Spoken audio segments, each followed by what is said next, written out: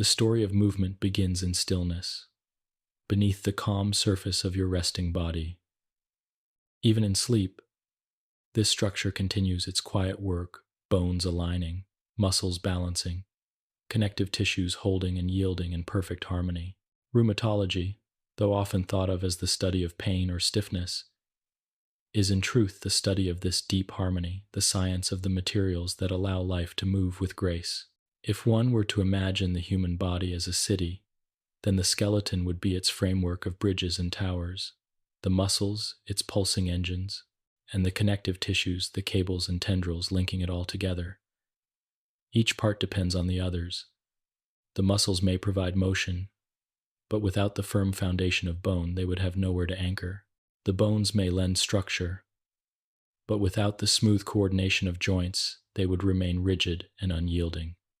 Between them lies a delicate balance, maintained by tendons, ligaments, and the fluid systems that nourish every cell. In the realm of rheumatology, scientists and physicians turn their attention to this intricate interplay. The word itself traces back to the Greek rheuma, meaning a flow or stream. It evokes the image of energy and motion passing through the body, much like a current in a river. That image is fitting, for the body's systems are not static. They flow together in a living rhythm, constantly adjusting to keep the organism whole. Rheumatology, then, is not simply about joints and bones. It is about the way these living structures respond to pressure, adapt to time, and endure through change. Movement is often taken for granted. A simple act, lifting an arm, bending a knee, seems effortless. Yet behind each of these gestures lies a precise choreography of microscopic and macroscopic processes. Nerves fire in synchronized patterns. Muscles shorten and lengthen in fluid sequence. Joints glide against one another with the help of synovial fluid, a clear liquid that reduces friction so that bone does not grind against bone. Each layer, from molecule to tissue to organ, participates in this unspoken agreement to maintain motion without harm. When that agreement falters, when inflammation arises or tissue begins to degenerate, the study of rheumatology begins to uncover why. Imagine for a moment the surface of a calm lake at dawn. Beneath the reflection of clouds and sky lies a world in motion. Tiny currents swirl, fish drift between reeds. Light filters through water to touch the stones below. The musculoskeletal system behaves much the same way. On the outside, a simple stretch or step may appear smooth and controlled. But beneath the skin is an orchestra of subtle movements, the sliding of muscle fibers, the gliding of tendons within their sheaths, the gentle shifting of bone surfaces that meet in the joints. Even at rest, these tissues remain alive with microscopic motion, constantly renewing themselves. Bone itself is far from inert. Within its mineral shell resides a living community of cells, osteoblasts that build, osteoclasts that dissolve, and osteocytes that communicate through tiny channels, as though whispering messages through stone. This constant remodeling allows bone to remain strong yet flexible, capable of healing after injury and adapting to the forces placed upon it. In this way, the skeleton behaves less like a statue and more like a forest, growing, shedding, and reforming over time. Muscles, too, are dynamic landscapes. Each fiber within them is filled with fine threads known as actin and myosin, which slide past one another in a precise mechanical rhythm to create contraction. The control of this rhythm stems from electrical impulses originating in the nervous system, traveling along long cellular highways until they reach the muscle's motor end plate. There, chemistry takes over, converting electrical energy into movement. The result of this microscopic choreography is something we perceive as a simple action: grasping an object, turning the head, or taking a step forward. Between the muscles and bones lies a network of connective tissues, each with a specialized role. Tendons anchor muscles to bones, transmitting force. Ligaments connect bones to one another, maintaining stability. Fascia, a thin sheet of connective tissue, wraps around muscles and organs like a silken web, separating yet connecting all parts of the body. Collagen, the primary structural protein in these tissues. In its helical structure, collagen embodies one of nature's quiet masterpieces, a form both supple and enduring, able to bend without breaking. When all these elements cooperate, the result is balance, a word that in medicine holds as much importance as in philosophy. Balance is the equilibrium between flexibility and firmness, between motion and rest, between the energy we expend and the energy we conserve. The science of rheumatology seeks to understand what happens when this balance is lost.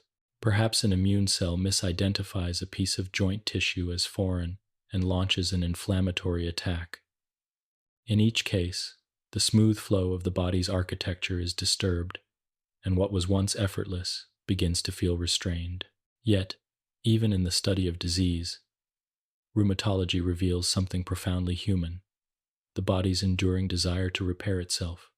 Inflammation, though painful, is in essence a cry for restoration. It summons immune cells to clear debris, encourages new tissue to grow, and attempts to restore homeostasis. The challenge, then, lies in guiding this response, allowing it to heal without letting it harm. This is the quiet art behind the science. If you picture the human body as a grand instrument, rheumatology might be thought of as the discipline devoted to keeping its strings in tune. Every tendon is a chord, every muscle a vibration, every joint a hinge that allows harmony. When one part is overstressed, the resonance changes. The body compensates in subtle ways: an altered gait, a shifted posture, a tension carried silently for years. These small adjustments ripple through the entire system until they manifest as discomfort or fatigue. In recognizing these patterns, rheumatology listens to the music of movement and learns where the melody has faltered. Even the stillness of sleep depends on this system. As you lie resting, muscles continue to maintain tone, preventing collapse. Joints remain lubricated, responding gently to the body's micro-movements. The heart, a specialized muscle, beats with steady rhythm, circulating nutrients that nourish connective tissues throughout the night. While consciousness fades, the cellular conversations continue. Proteins are synthesized, damaged fibers repaired, minerals reabsorbed and redistributed. Darkness. Your body quietly rebuilds itself, honoring the endless cycle of motion and rest that defines life. In this way, rheumatology touches not only the physical, but also the philosophical. To move is to live. To be unable to move freely is to feel one's vitality diminished. The study of movement, therefore, becomes a study of living itself, of how life maintains order within constant change. Each joint, each muscle, each thread of connective tissue participates in this story of resilience. The quiet architecture of movement reminds us that the body is not a collection of separate parts, but a single, harmonious whole. It is a network of cooperation, guided by patterns refined through evolution and sustained through care. Understanding it gently, patiently, offers a kind of reverence for the design of our own being. And as we begin this exploration of rheumatology, we start not with pain or pathology, but with appreciation for the silent strength within us, for the invisible currents that let us rise, reach, and move through the world with grace.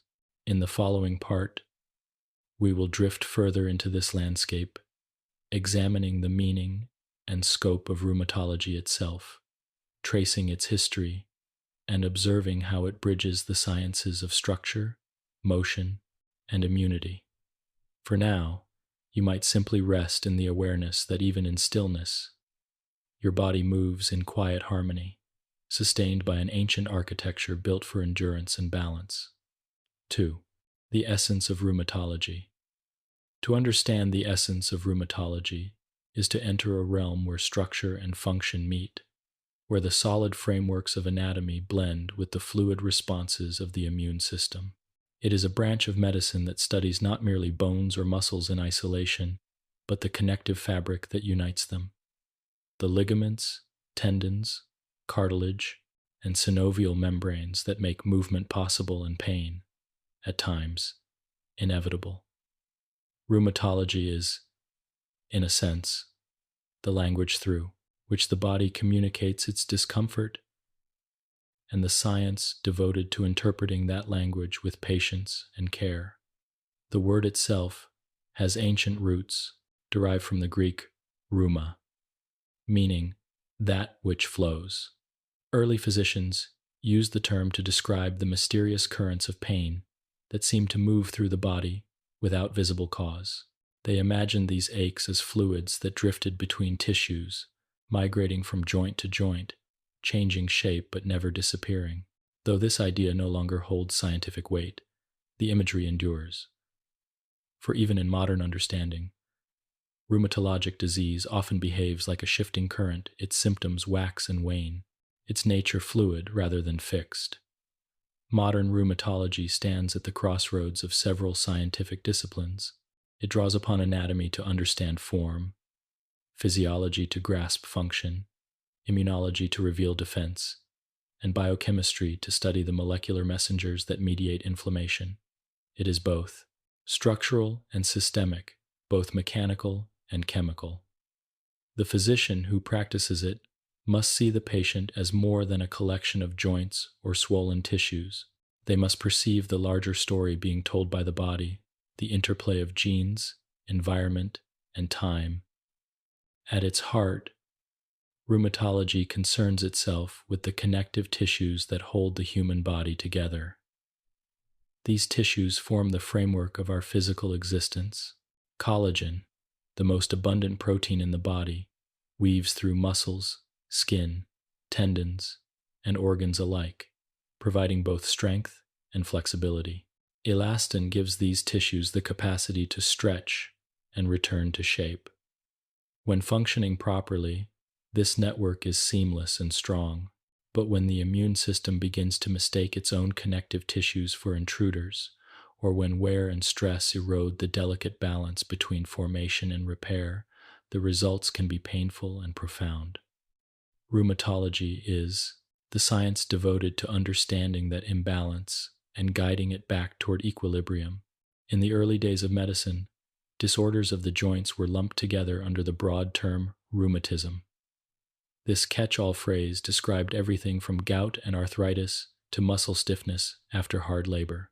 Physicians of the 18th and 19th centuries recognized that these conditions varied in presentation but could not yet explain why. It wasn't until the 20th century that the field began to separate into distinct branches, each with its own underlying cause: autoimmune, metabolic, degenerative, or inflammatory. The birth of modern rheumatology coincided with discoveries in immunology, when researchers realized that the immune system, designed to protect, could also turn upon the self. Autoimmune diseases such as rheumatoid arthritis, lupus, and scleroderma revealed that the immune system could mistake the body's own tissues for foreign invaders. Instead of defending, it attacked. This revelation transformed the way physicians understood pain and swelling. Inflammation was no longer seen as mere irritation, but as an expression of immune imbalance. The swollen joint, the warm skin, the aching stiffness, all became signs of an immune orchestra playing out of tune. Rheumatology thus evolved into a discipline that listens closely to this internal symphony, seeking ways to restore harmony without silencing the body's natural rhythms of defense and repair. Yet rheumatology does not focus solely on immune dysfunction. It also studies mechanical wear, the inevitable friction of life lived through decades of motion. Osteoarthritis, the slow thinning of cartilage and the remodeling of bone, is as much a rheumatologic concern as the more inflammatory diseases. In osteoarthritis, time and use gradually erode the soft padding between bones, reducing the smooth glide of the joints.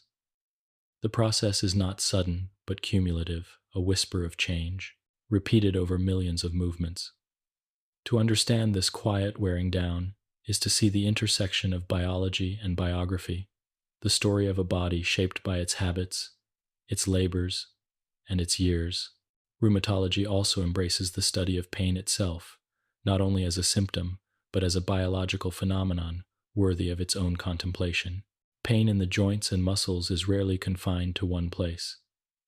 It radiates, migrates, and sometimes lingers even after inflammation subsides. This is because pain is not simply a message of damage, it is a pattern of perception. The brain, nerves, and immune cells communicate continuously, and in some rheumatic diseases, this conversation becomes distorted. The nerves may amplify their signals, the immune cells may exaggerate their responses, and the mind may interpret mild discomfort as a deeper ache. Understanding these subtle miscommunications helps physicians treat the person as a whole rather than merely addressing the site of pain. Rheumatology views the human body as a dynamic landscape, one that changes from moment to moment under the influence of immune cells, hormones, nutrition, and environment. The field acknowledges that health is not the absence of activity, but the balanced coordination of countless forces. Every joint is an ecosystem, every muscle a field of energy, every connective tissue a bridge between the two. When inflammation arises, it can be seen as both a storm and a cleansing rain, a response meant to heal but capable of harm if it persists unchecked. The science of rheumatology is also, in many ways, the science of time. Some diseases emerge quickly, like a sudden tide that floods the joints with inflammation. Others unfold slowly, their progress measured not in days, but in decades. The physician must learn to recognize the early signs, the morning stiffness, the subtle swelling of fingers, the fatigue that lingers after rest. Diagnosis often relies on patterns observed across time rather than isolated events.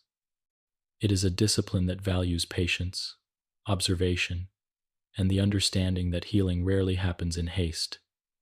The tools of the rheumatologist are as diverse as the conditions they study. Laboratory tests may reveal antibodies, the molecular signatures of immune misdirection. Imaging techniques, X-rays, ultrasounds, and MRI scans may show changes in bone density or the loss of cartilage. Yet beyond these tools lies the art of listening, the history of a patient's pain, the rhythm of their fatigue, the small details of daily life all contribute to the understanding of what the body is trying to say. This quiet form of diagnosis requires empathy as much as knowledge. In many ways, it reflects the discipline's deeper truth, that the science of movement is inseparable from the experience of being human. To study rheumatology is to study resilience. Despite its focus on disorders, the field reveals again and again the remarkable capacity of the body to endure and repair. Damaged tissues can rebuild, inflamed joints can recover flexibility. The immune system, once calmed, can return to its protective role. Treatments, ranging from gentle physical therapy to advanced biologic medications, are all directed toward restoring balance, reminding the body of its natural rhythm of healing. This principle, that the body seeks equilibrium, underlies much of modern rheumatologic care. There is also a philosophical elegance to the field. It invites reflection on how intimately structure and function are intertwined. The strength of a tendon depends on the alignment of its collagen fibers, just as the stability of a joint depends on the tension of its surrounding muscles. Similarly, emotional and physical well-being are often connected. Chronic pain can influence mood, and stress can amplify inflammation. The science, therefore, cannot be fully separated from the person. Rheumatology becomes not just the study of tissues, but the study of how life moves through those tissues, how emotion, thought, and biology coexist in a single, moving form. In the gentle rhythm of life, every movement tells a story of balance. The ability to stretch, to reach, to walk, and to rest without pain reflects a harmony between systems that most of us never consciously notice. Rheumatology seeks to preserve that harmony, to understand when it falters, and to restore it when possible. It is a science of flow of motion maintained through care, of equilibrium rediscovered through understanding. As we drift deeper into this exploration, The next part will guide us toward the foundations that make such motion possible. The skeleton beneath, the quiet architecture that supports the dance of muscles and joints. But before we move forward, it is worth pausing here to feel gratitude for the invisible strength that holds us upright, for the unseen science that studies it, and for the quiet persistence of the human body, ever striving to keep its balance through the long journey of life. 3. The skeleton beneath, foundations of support. Beneath the living softness of flesh and skin, beneath the pulse of blood and the tension of muscle, lies a structure of remarkable quiet strength. It is a framework both ancient and alive, a hidden architecture upon which the body's form depends. This is the skeleton, the silent partner of every movement, the scaffold that upholds our shape, and the stage upon which the story of motion unfolds. Though it is often imagined as something rigid or inert, the skeleton is, in truth, a living system, dynamic and responsive, changing continuously throughout our lives. To understand rheumatology, one must first appreciate this foundation. For every joint, muscle, and connective tissue depends upon the bones that give the body its enduring form. From the first weeks of embryonic life, the skeleton begins as a soft and pliable lattice of cartilage. Over time, this cartilage is gradually replaced by bone through a process called ossification. Cells known as osteoblasts deposit minerals, mainly calcium and phosphate, into a matrix of collagen fibers, transforming what was once flexible into something both firm and resilient. Even in adulthood, this transformation never truly ceases. Bone is not a finished product but a living tissue, constantly renewing itself in response to the pressures and demands placed upon it. Each step you take, each breath you draw, subtly reshapes the skeleton, strengthening the areas that bear weight and trimming away the areas that remain unused. A typical adult skeleton contains 206 bones, though the number can vary slightly from person to person. These bones are connected by joints and stabilized by ligaments, forming a complete internal framework. Some bones serve primarily to protect, like the skull, which guards the brain, or the rib cage, which shields the heart and lungs. Others act as levers, amplifying the pull of muscles to produce motion. Together, they create a harmonious balance between rigidity and flexibility, between defense and movement. Bone itself is a composite material, one of nature's most elegant designs. It consists of both mineral and organic components, intertwined so that the structure is light yet strong. The mineral portion, primarily calcium phosphate in the form of hydroxyapatite crystals, gives bone its hardness. The organic portion, composed largely of collagen fibers, provides elasticity and resilience. Without minerals, bone would bend like rubber. Without collagen, it would shatter like glass. The perfection of their union allows bone to absorb shocks, to bear great loads, and to heal when broken. Within the dense outer layer known as cortical bone lies the lighter, honeycombed structure of cancellous or spongy bone. This inner network, though delicate in appearance, lies bone marrow, a soft, vital tissue responsible for producing blood cells. Here, stem cells divide and differentiate into red cells that carry oxygen, white cells that defend against infection, and platelets that aid in clotting. In this way, the skeleton serves not only as structure but as sanctuary, a cradle for the constant renewal of life itself. The living cells within bone carry out a continuous cycle of construction and deconstruction. Osteoblasts build, osteoclasts break down, and osteocytes, the mature bone cells, coordinate this delicate balance. The process is known as bone remodeling, and it ensures that the skeleton remains strong and responsive to stress. When a bone is injured, the surrounding cells immediately begin repair. New tissue forms, minerals are deposited, and over weeks and months, the bone reshapes itself to its original form. It is a quiet miracle of regeneration, repeated countless times throughout life. The skeleton is not uniform in its design. Each, bone, from the smallest ossicle in the ear to the great femur of the thigh, is crafted for a specific purpose. The spine, composed of 33 vertebrae, forms a flexible column that protects the spinal cord while allowing bending and rotation. The vertebrae interlock through small joints and cushioning discs, balancing strength with mobility.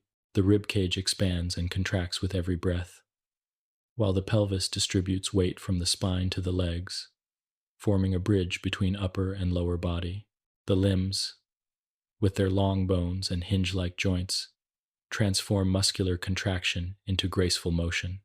The joints, where bones meet, are the pivotal points of this design. Some, like those in the skull, are immovable, their seams fused to create protection. Others, such as the vertebral joints, allow only slight motion, contributing to stability. But it is the freely movable synovial joints, those of the shoulders, hips, knees, and fingers, that define the essence of motion. Within each synovial joint, a thin layer of cartilage covers the bone surfaces, acting as a cushion and reducing friction. The joint is enclosed in a capsule lined by the synovial membrane, which secretes a lubricating fluid. This fluid nourishes the cartilage and ensures that the movement of bone against bone is smooth and silent. When disease disrupts this balance, when cartilage erodes or fluid becomes inflamed, pain and stiffness arise, signals that the harmony of structure and function has been disturbed. In rheumatology, the skeleton serves as both foundation and frontier.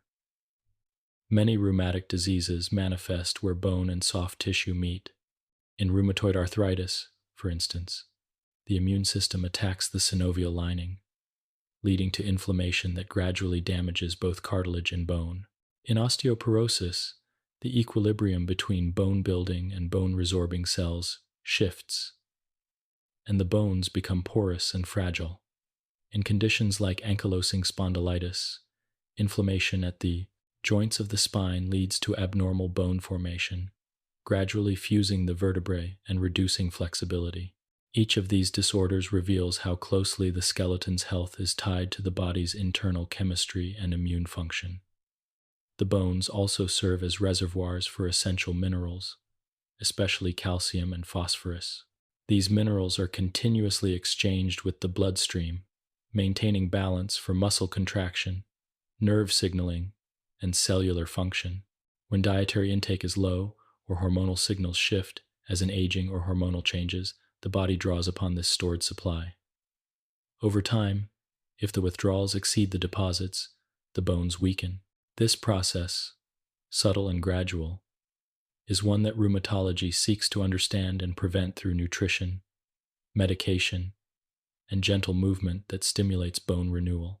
Despite its hardness, bone is remarkably sensitive.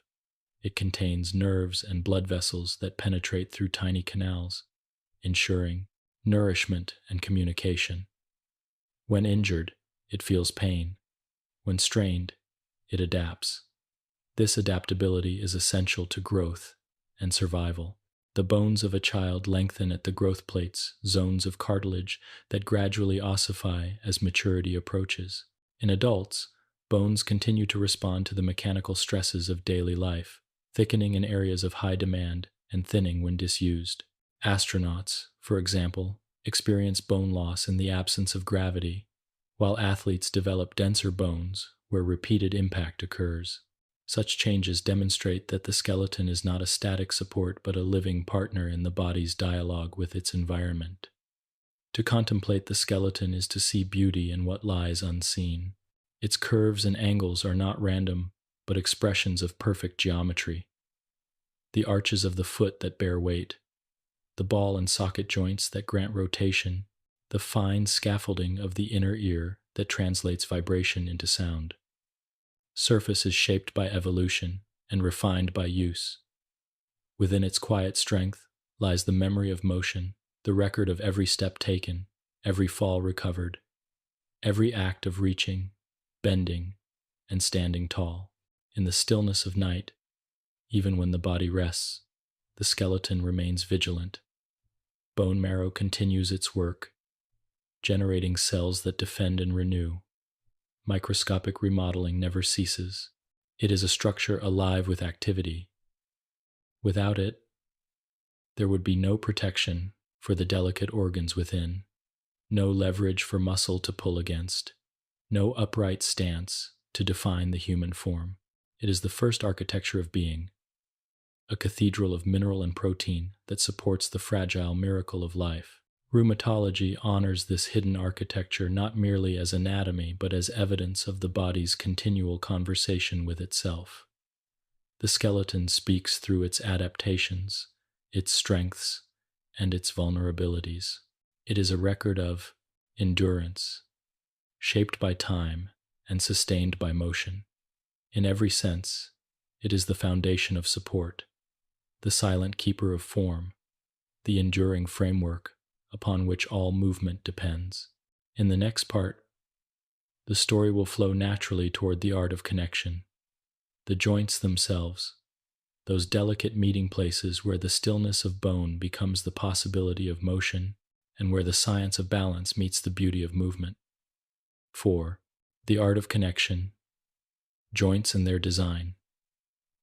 At the meeting points of our bones, the body reveals one of its most graceful accomplishments. The joint, it is here, in these quiet intersections, that motion is born. The joint is not simply a hinge or a seam, but a masterpiece of biological engineering, blending strength with suppleness, endurance with elegance. Without joints, the skeleton would remain an unmoving framework, strong but lifeless. It is through these points of connection that stillness becomes movement, that intention becomes action, and that the human form expresses its capacity for grace. Every joint tells a story of balance. It must be strong enough to bear weight, yet flexible enough to permit motion. It must be smooth to reduce friction, yet stable enough to resist dislocation. The design of a joint is an artful compromise between mobility and security, a conversation between bone, cartilage, ligaments, tendons, and fluid, each element playing its part in harmony. There are many types of joints within the human body, each adapted for its own purpose. Some, like the sutures of the skull, are immovable, fusing bones together to form protective barriers. Others, like the intervertebral joints of the spine, allow only slight movement, providing both flexibility and stability. But the most familiar and dynamic are the synovial joints, those of the shoulders, elbows, hips, knees, wrists, and fingers. It is within these fluid-filled spaces that the body's artistry is most evident. A synovial joint begins with the meeting of two or more bone surfaces. These surfaces are not bare. They are covered with articular cartilage, a smooth, resilient layer that acts as both cushion and glide. Cartilage has no blood vessels of its own, relying instead on the gentle circulation of synovial fluid for nourishment.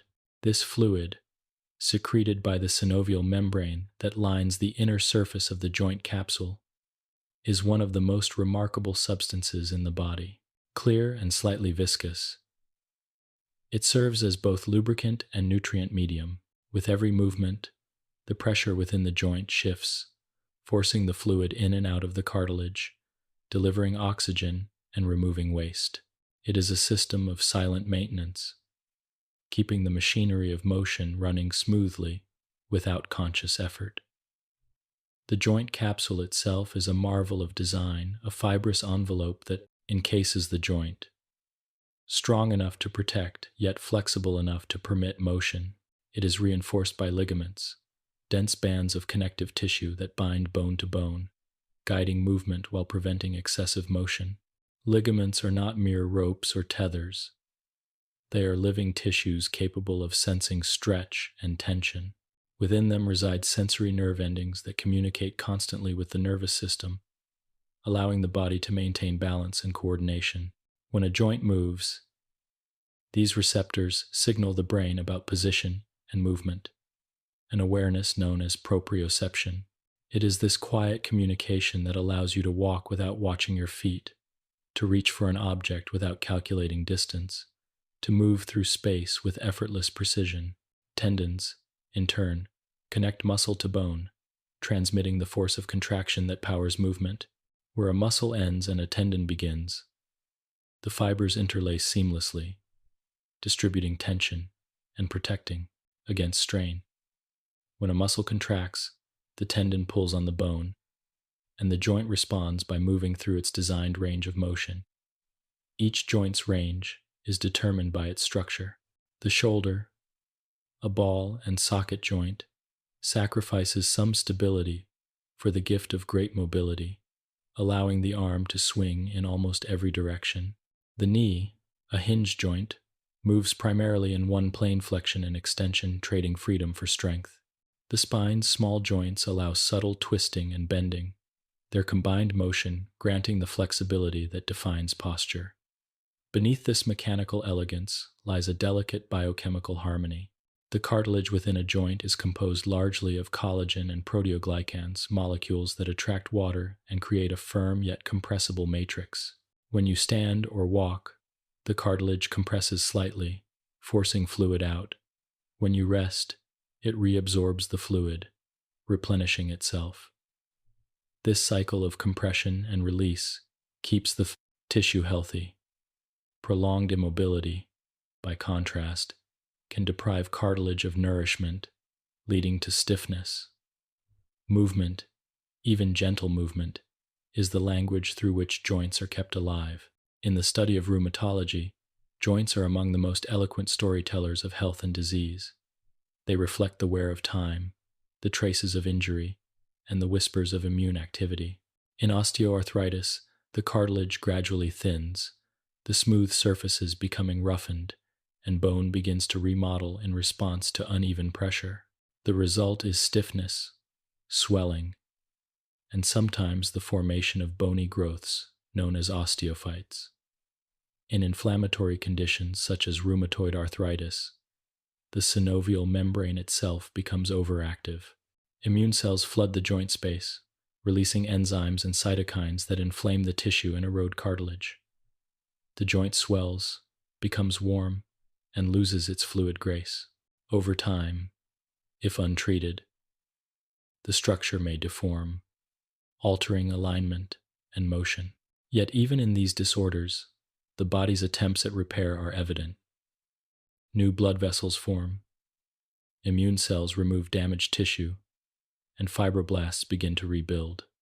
The challenge lies in balance, how to calm the excessive response without halting the necessary process of renewal. Rheumatology, as a discipline, seeks to understand this balance, to protect the joint's intricate design while allowing the natural flow of healing to proceed. The sensitivity of joints extends beyond the physical. A person in chronic discomfort may unconsciously alter the way they walk or stand, shifting the body's balance and placing new stresses on other joints. Over time, these compensations can lead to fatigue and further strain.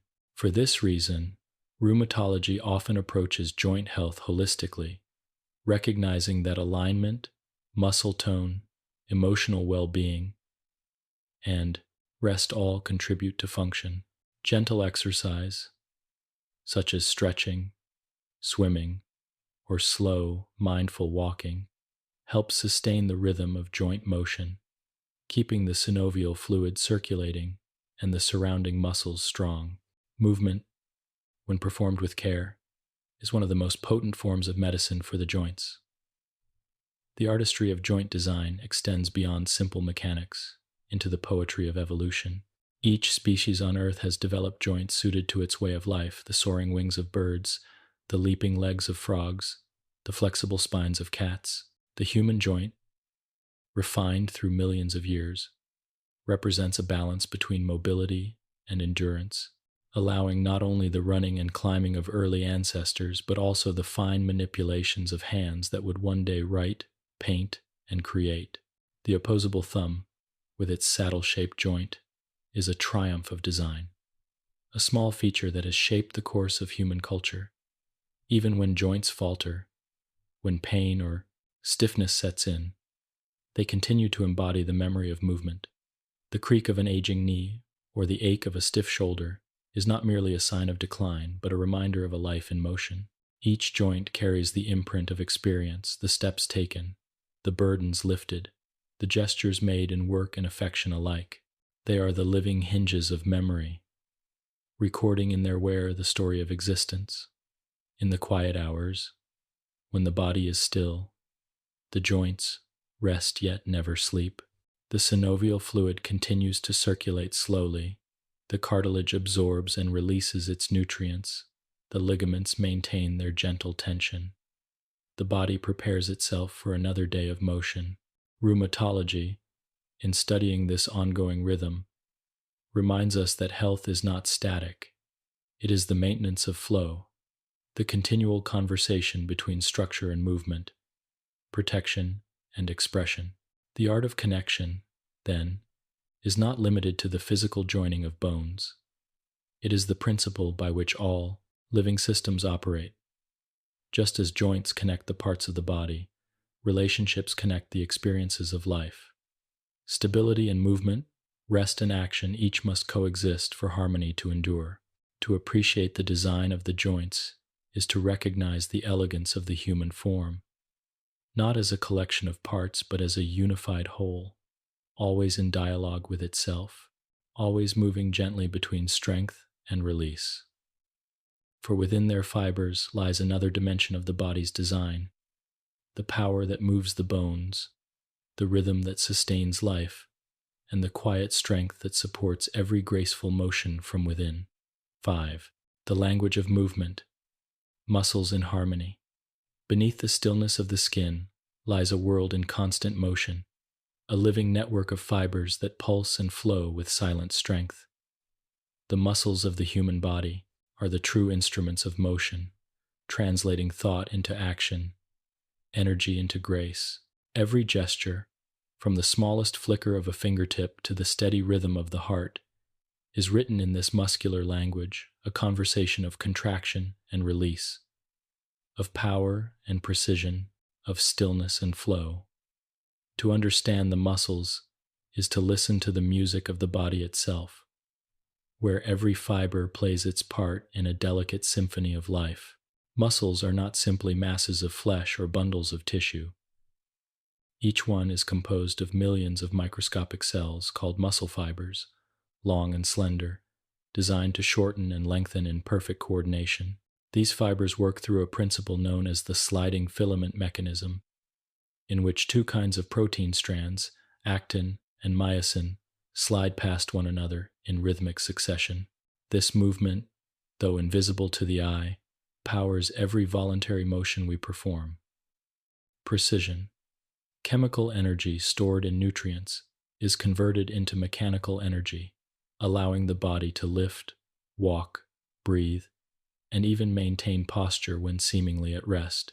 There are three main types of muscle tissue within the human body: skeletal, smooth, and cardiac, and each serves a different purpose in the harmony of the whole. Skeletal muscles, attached to bones by tendons, are responsible for the movements we control consciously: the bending of a knee, the turning of the head, the reaching of the hand. Smooth muscles, found in the walls of organs such as the stomach, blood vessels, and intestines, move involuntarily, guiding the slow currents of digestion and circulation. Cardiac muscle, found only in the heart, beats tirelessly from the first moment of life to the last, its rhythm self-sustaining and unbroken. Though distinct in function, all three types share a single essence of living. Skeletal muscles, the most familiar to us, form the visible contours of the body. They work in pairs or groups, pulling rather than pushing, each contraction balanced by another's relaxation. When you bend your arm, for example, the biceps contract while the triceps lengthen. When you straighten it again, the roles reverse. This reciprocity is what gives movement its smoothness.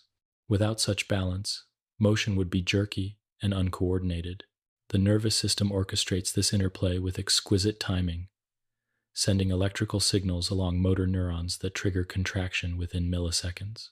The result is movement that appears effortless, but is in fact the product of precise coordination across thousands of individual fibers. The strength of a muscle depends not only on its size, but also on the number of fibers activated at once and the frequency of their contractions. When we first learn a new movement, such as playing an instrument or practicing a new form of exercise, the body's efficiency improves not through growth but through refinement.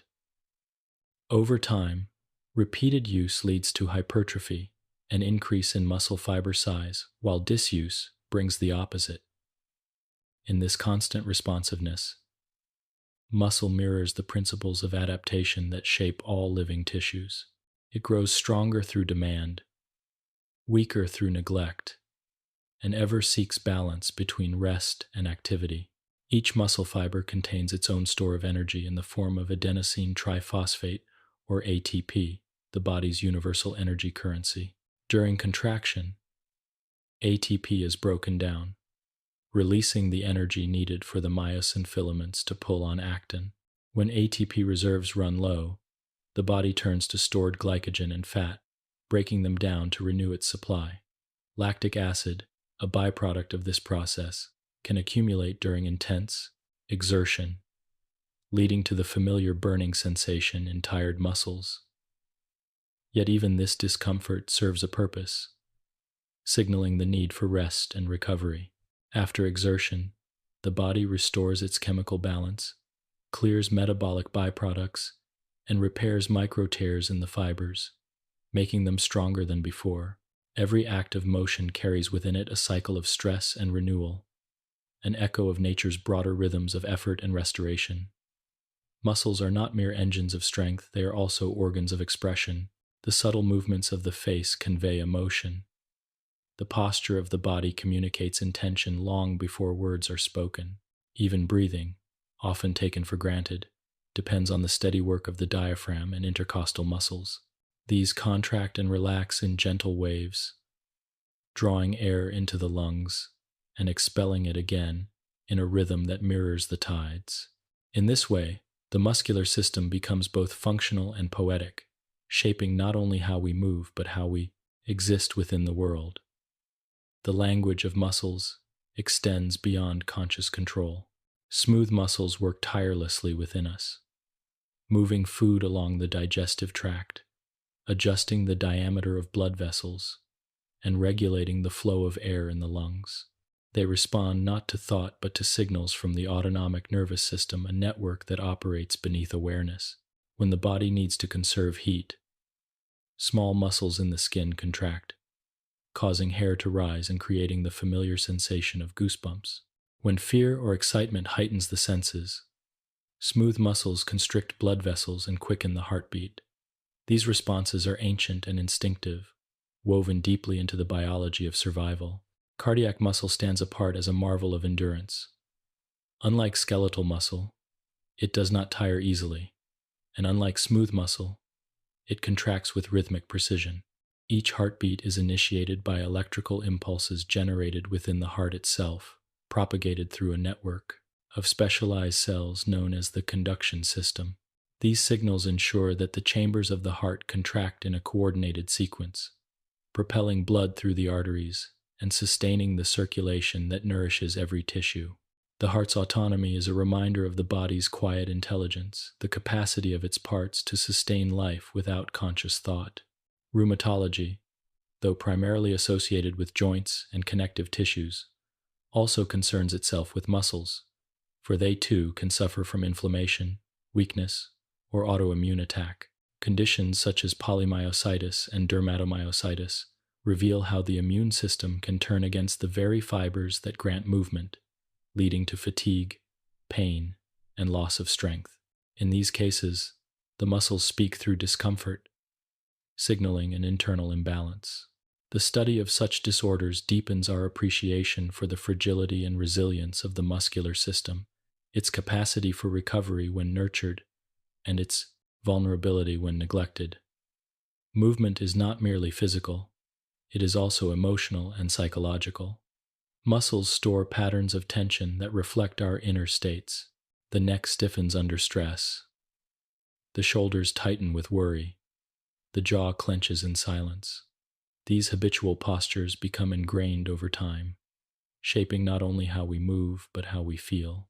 Gentle practices such as stretching, massage, and mindful breathing help release this stored tension, reminding the body of its natural rhythm of expansion and release. In this sense, caring for the muscles is not simply a matter of physical maintenance, but of cultivating a deeper harmony between body and mind. At rest, even when we are unaware, muscles continue their quiet work. The postural muscles maintain the body's alignment, preventing collapse. The heart beats without pause. The muscles of the digestive tract move rhythmically, sustaining life while consciousness drifts.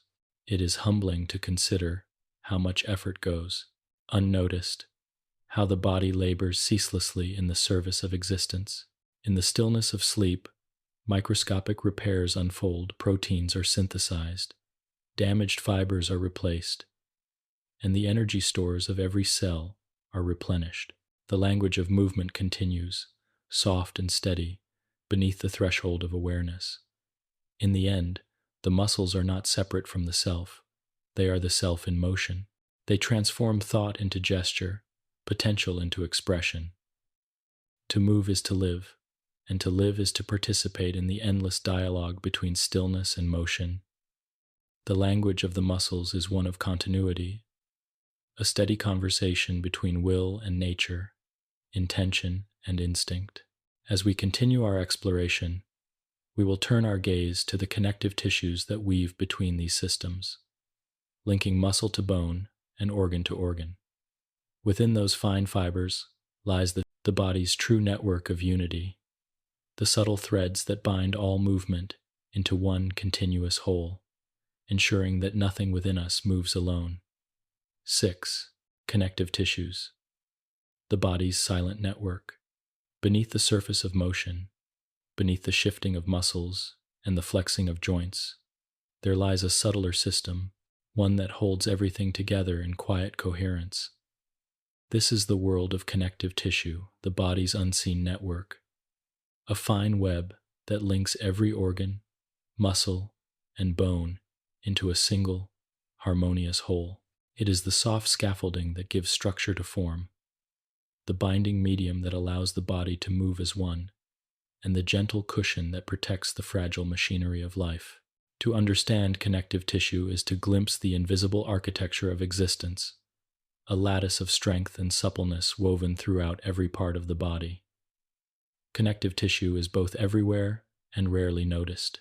It fills the spaces between other tissues, wraps around them, and binds them into functional units. It forms tendons that tether muscle to bone, ligaments that anchor bone to bone, and fascia that encases and connects the body's layers in continuous sheets. It also appears within the organs themselves, providing the supportive framework that maintains their shape.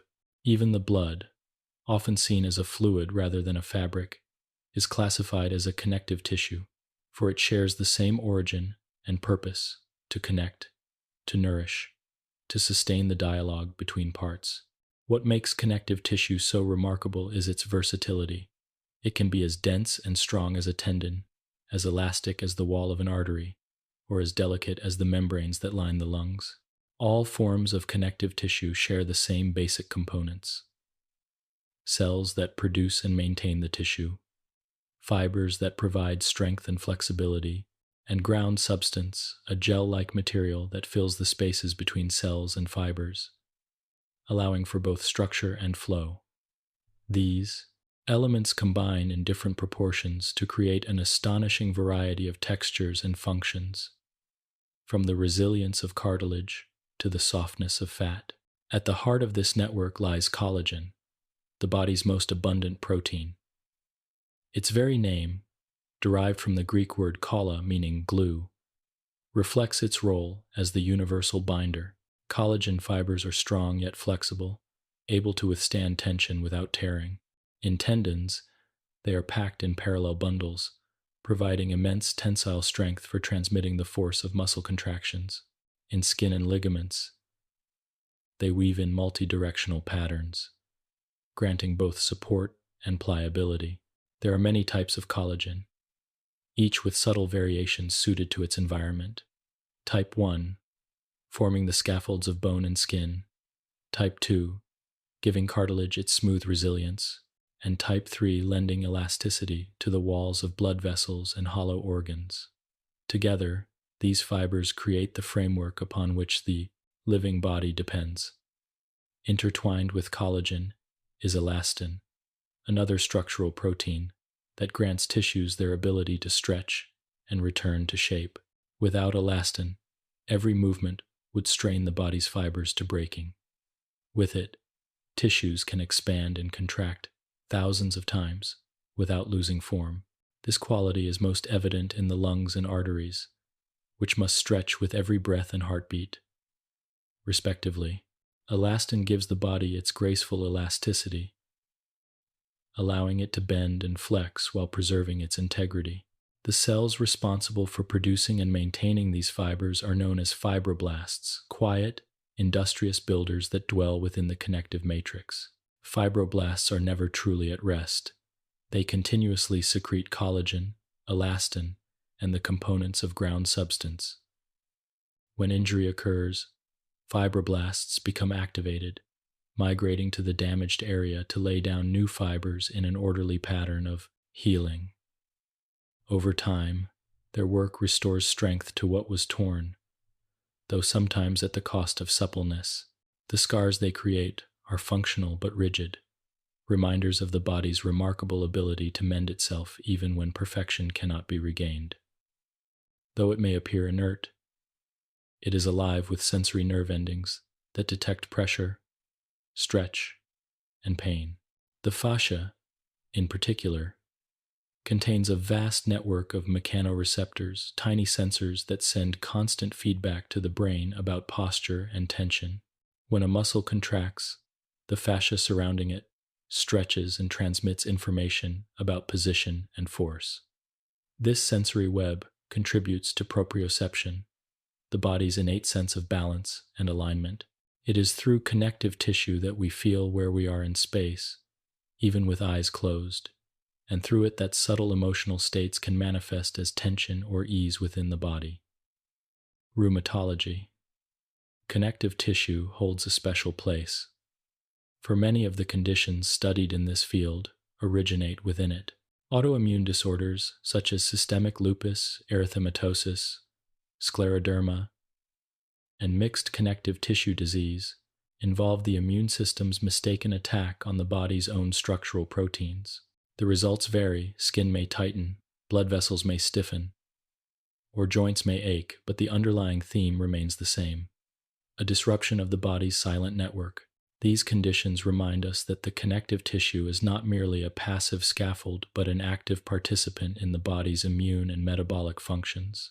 When it suffers, the effects ripple outward through every system. Fascia, perhaps the most misunderstood element of this network, exemplifies the unity of the body. It is a continuous web of thin, translucent tissue that surrounds every muscle, bone, nerve, and organ, binding all parts into a single, interconnected whole. Once dismissed as mere packing material, fascia is now recognized as a dynamic system that transmits mechanical forces and influences circulation, immunity, and even mood. When fascia becomes restricted through injury, inflammation, or chronic tension, it can limit movement and cause pain in distant areas of the body. Much like a snag in a woven fabric distorts the entire cloth, gentle movement, stretching, and therapeutic touch help restore its glide, releasing the subtle constraints that accumulate over time. Cartilage, another specialized form of connective tissue, serves as both cushion and structural support. It forms the smooth surfaces of joints, the flexible framework of the nose and ears, and the resilient discs between vertebrae. Its unique composition, rich in collagen and proteoglycans, allows it to absorb shocks and resist compression. Yet cartilage lacks a direct blood supply, relying instead on diffusion of nutrients through the surrounding fluid. This makes it slow to heal, a quality that underscores its vulnerability in diseases such as osteoarthritis, where repeated stress and inflammation gradually wear it away. Still, even within these challenges, the body continues its quiet efforts at repair, guided by the same cellular intelligence that governs all living tissues. Connective tissue's relationship with water is another of its defining features. The ground substance that fills the spaces between cells and fibers is a hydrated gel composed of molecules like hyaluronic acid, which can hold many times its weight in water. This fluid medium allows nutrients to flow and waste to be removed, creating a living environment that nourishes every cell. The health of connective tissue thus depends greatly on hydration and movement. When the body is still for too long, circulation stagnates, and the gel becomes less pliable. This is why stretching, walking, and gentle activity feel restorative. They reawaken the currents within the tissue, keeping the matrix supple and free, alive. In its quiet way, connective tissue teaches a profound lesson about unity. It demonstrates that no part of the body exists in isolation. A disturbance in one area, no matter how small, can be felt elsewhere through this continuous web. The pain in a shoulder may originate in the tension of the back. This holistic perspective is central to rheumatology, which views the body as an integrated system rather than a collection of parts. Healing, too, must honor this interconnectedness, addressing not only symptoms, but the subtle imbalances that underlie them. The body's silent network is not static. It breathes, shifts, and adapts. Every movement, every heartbeat, every breath sends a ripple through its fibers. It holds us together, yet it also allows us to change. When we stretch, it lengthens. When we rest, it settles into new equilibrium. It is as sensitive as silk and as strong as steel, responding to touch, emotion, and motion alike. To care for it is to respect the unity of the body, to move gently, to hydrate, and to rest with awareness. Connective tissue is, in essence, the body's memory.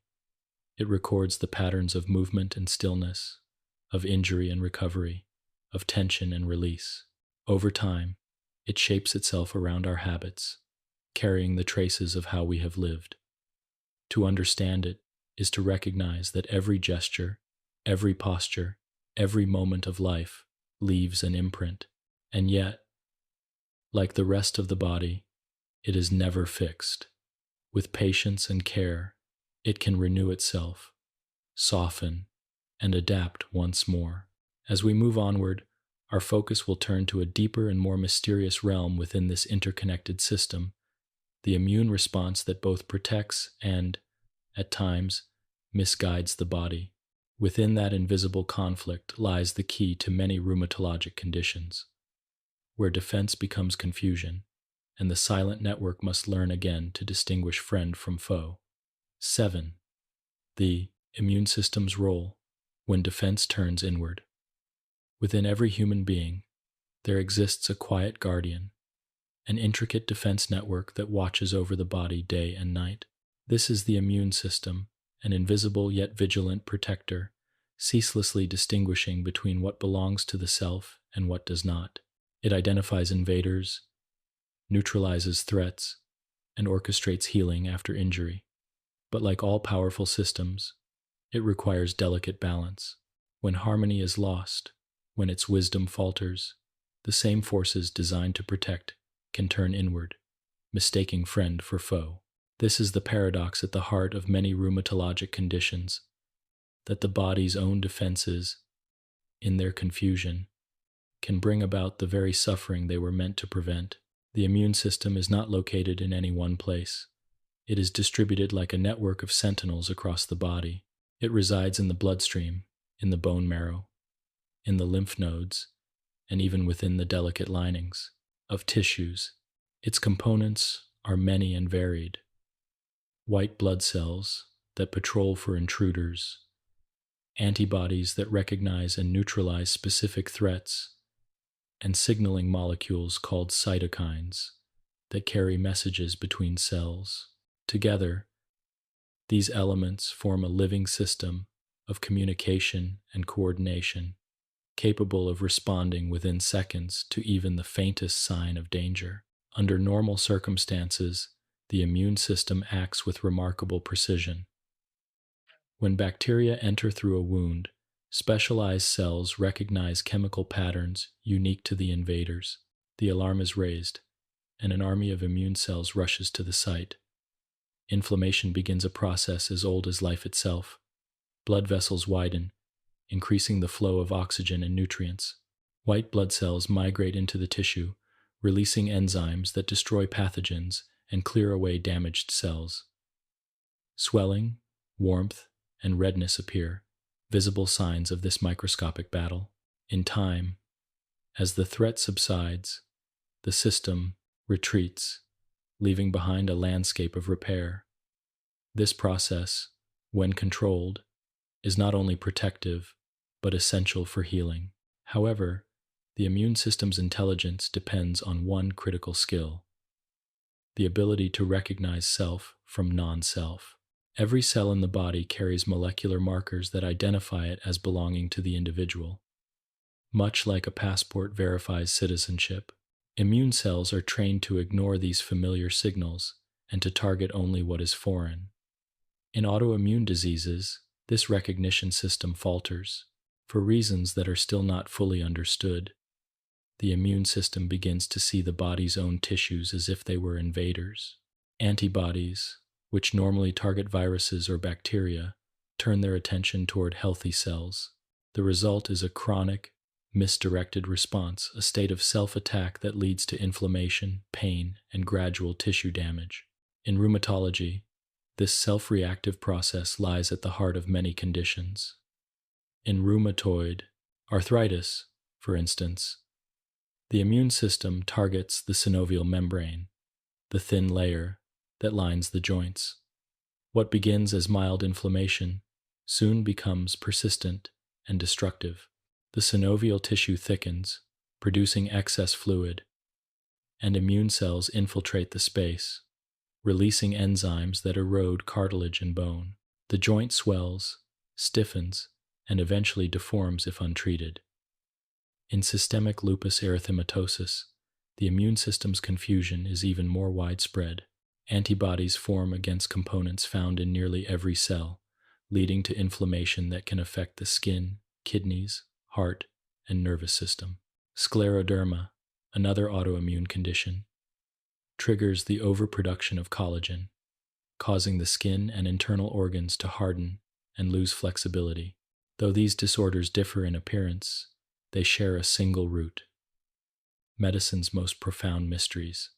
Genetics plays a role. Certain inherited traits increase susceptibility, predisposing the immune system to overreact. Environmental triggers also contribute. Infections, stress, hormones, or even exposure to ultraviolet light can awaken dormant tendencies. Some researchers liken the immune system to an orchestra. When every instrument is tuned and coordinated, the result is harmony. But when one section falters or plays out of time, the music becomes discordant. Autoimmunity is that discord, the immune orchestra losing its rhythm, mistaking its own melodies for foreign noise. Inflammation, though often seen as the enemy in these conditions, is not inherently harmful. It is the body's ancient language of repair, the call to action when something is wrong. In moderation, it heals. In excess, it harms.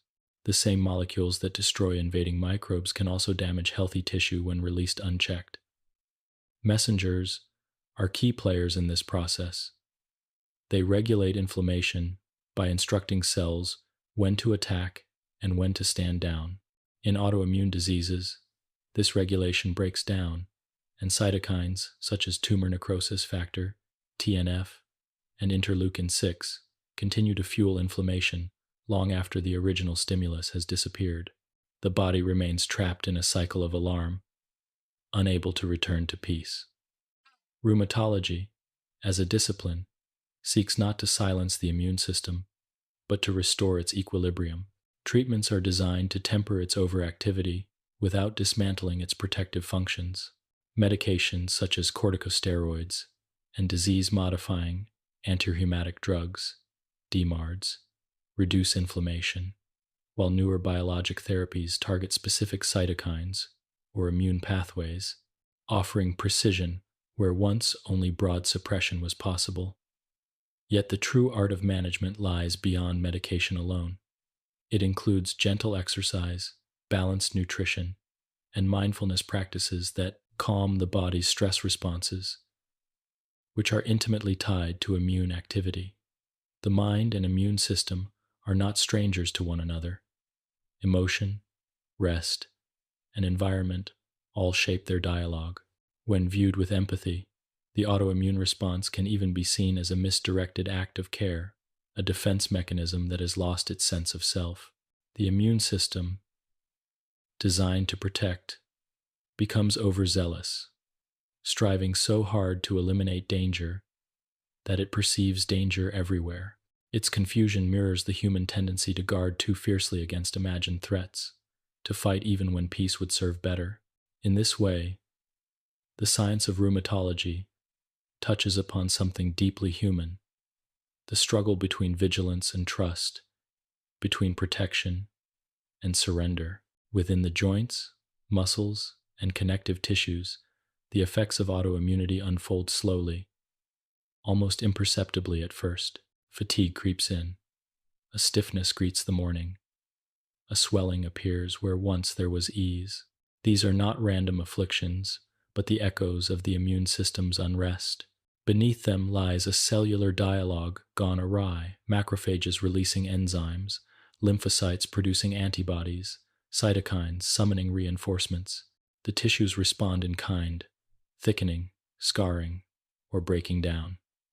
Yet even amid this turmoil, the body continues its attempts at balance. Regulatory immune cells, the peacemakers of the system, work quietly to dampen the inflammation and restore order. Healing, though often incomplete, is always sought. The immune system's complexity reflects the larger principle that governs all of biology: balance through opposition. Every defense carries the potential for excess. Every act of destruction contains the seed of renewal. The same white blood cells that cause swelling after an injury also clear the debris that allows new tissue to grow. The antibodies that mistakenly target the body can, in other circumstances, provide lifelong protection from infection. Nature's design is not flawed but dynamic, its mechanisms capable of great precision and, at times, painful error. In the stillness of the bloodstream, millions of immune cells drift like stars in a vast, invisible cosmos.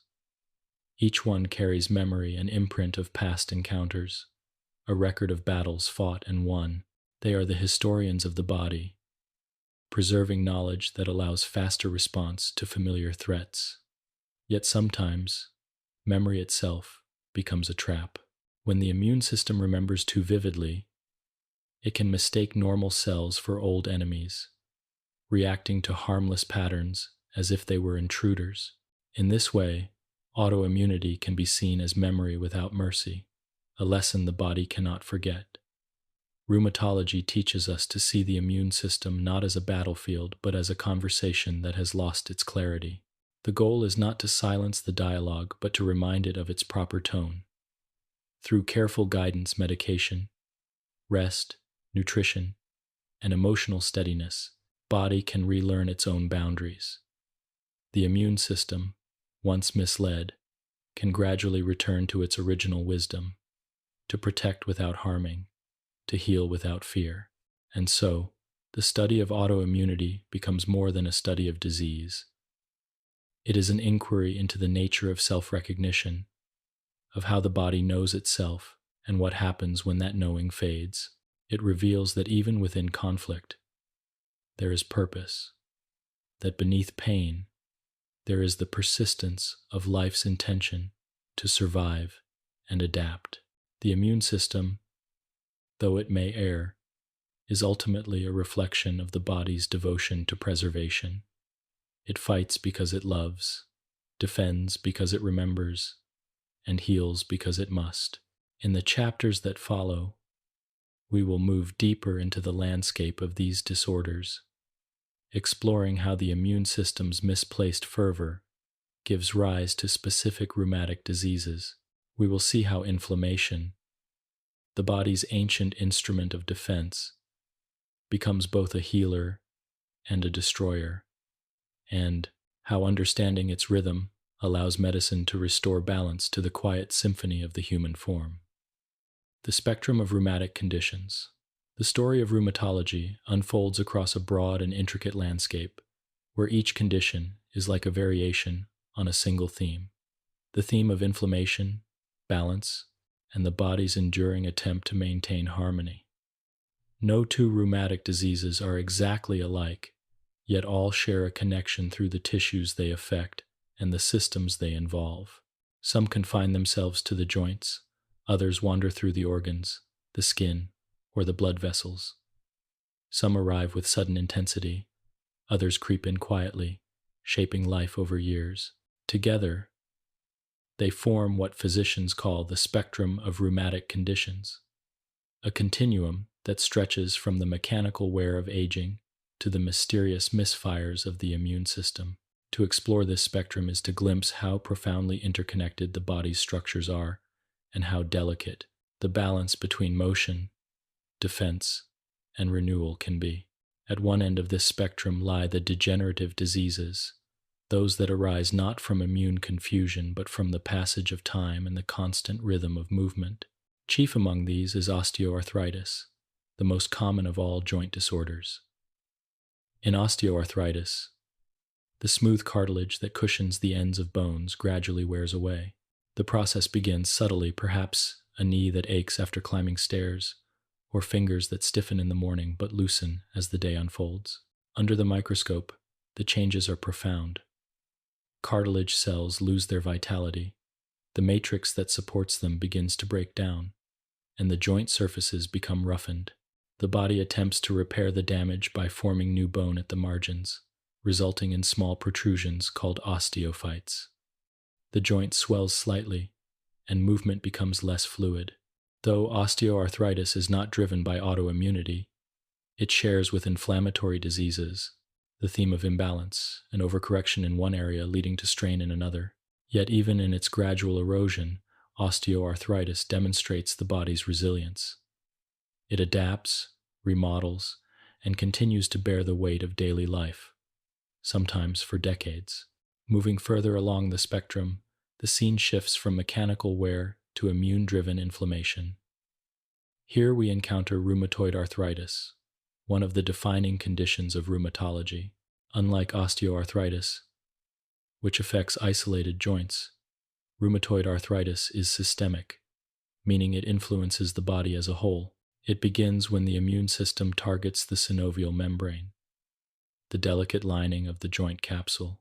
This attack triggers an inflammatory cascade. The synovium thickens, blood vessels proliferate, and immune cells flood the space.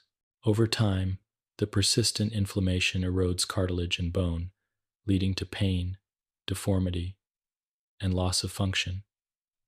Yet beyond the joints, rheumatoid arthritis can touch other organs as well. The eyes, lungs, heart, and skin may all reflect its reach. The condition's variability is one of its hallmarks. It can flare unpredictably, recede into quiet remission, and then awaken again without warning. In this cyclical rhythm lies a strange reflection of life itself, a reminder that the body, like nature, moves through phases of activity and rest, destruction and repair. Closely related to rheumatoid arthritis are a group of disorders known as the spondyloarthropathies. These include ankylosing spondylitis, psoriatic arthritis, and reactive arthritis, among others. What binds them together is their shared tendency to involve both joints and entheses, the sites where tendons and ligaments attach to bone. In ankylosing spondylitis, inflammation begins in the spine and sacroiliac joints, the deep foundations of posture. The body's response to this inflammation is to build new bone, and the once fluid motion of the spine becomes restricted. Yet even here, The body's intention is not purely destructive. It builds in an effort to stabilize what has been inflamed, to restore order through structure. In psoriatic arthritis, the skin and joints speak the same language of inflammation. The scaly patches of psoriasis reflect immune activity in the skin, while the joints mirror that same process beneath. Each of these conditions demonstrates how the immune system's patterns echo through different tissues, creating variations on a shared biological theme. Beyond the joints, the immune system sometimes turns its attention to the connective tissues themselves, giving rise to the systemic autoimmune diseases that define much of rheumatology's deeper complexity. Systemic lupus erythematosus, or lupus for short, is perhaps the most evocative of these. Its symptoms are as varied as its name is lyrical.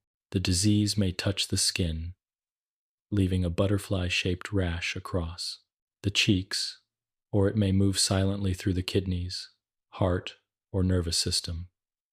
Underlying it all is the production of autoantibodies, immune proteins, that mistake the body's own DNA and cellular components for intruders. These antibodies form complexes that circulate in the blood, depositing in tissues and provoking inflammation. The result is a condition that can wax and wane like the moon from which its name derives, unpredictable yet governed by the same cycles of nature that shape all living systems.